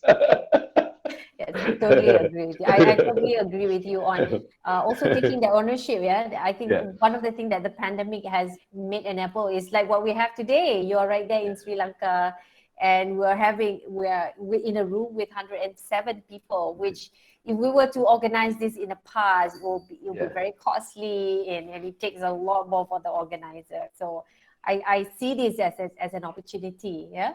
So we have our last 4 minutes. I would just like to bring this to a close, unless if there's any other question or comment from the floor. Mr. Dinesh will be off in just 4 minutes. Is your final 4 minutes with him. If you have any comments or questions, please, you can just unmute. It's absolutely all right. Or if you want to say thank you to him, please go ahead. Can I just ask a quick question for my benefit? What is the burning issue now for managers in Malaysia? Is it about their jobs, or is it about being current or being relevant, or? For managers? Yeah, for managers and leaders. Wow, developing team, really. Okay. Has there been a lot of job losses? Oh yes, okay. There has. Yeah, there has. But mainly the frontliners and the junior post. But the senior leaders still maintain. So the challenge is, moving forward and developing this team. There'll be a lot of reskilling. The Ministry of Human Resources are giving a lot of grants, government grants, to reskill those staff who are laid off. Yeah. Okay. Okay. But the public sector must be secure, right? Yes. Yeah. Okay, right? See, Milo is smiling. Yes, they're all well taken care of. But they have their challenges as well. Yeah. So cradle to grave, the job is secured. Yes. Okay. So I would like to say thank you. And I'm going to hand over the floor to Maulud. Mr. Maulud, over to you, Mr. Maulud. Thank you so much, Mr. Dinesh. It's been an honor. Pleasure. Thank you. Pleasure talking to you. All right. Thank you very much, Mr. Shadaitul and Mr. Dinesh, for the insightful discussion. Okay, ladies and gentlemen, the webinar has now to come an end. We hope that it has been a fruitful day for all of you. Moments of crisis reveal a great deal about the leaders. The best leaders take personal ownership in a crisis, even though many challenges and factors lie outside their control. From this session, we learned that as a leader, we need to align the team focus, establish new metrics to monitor performance, and create a culture of accountability. Also, small investments in support and coaching can go a long way towards boosting our leaders' effectiveness. We need to ensure the effective communication and close engagement with our teams, clear directions, being creative and innovative rapidly. These measures will navigate a defined balance between build the morale of the teams, whilst achieving the set up key performance indicators effectively.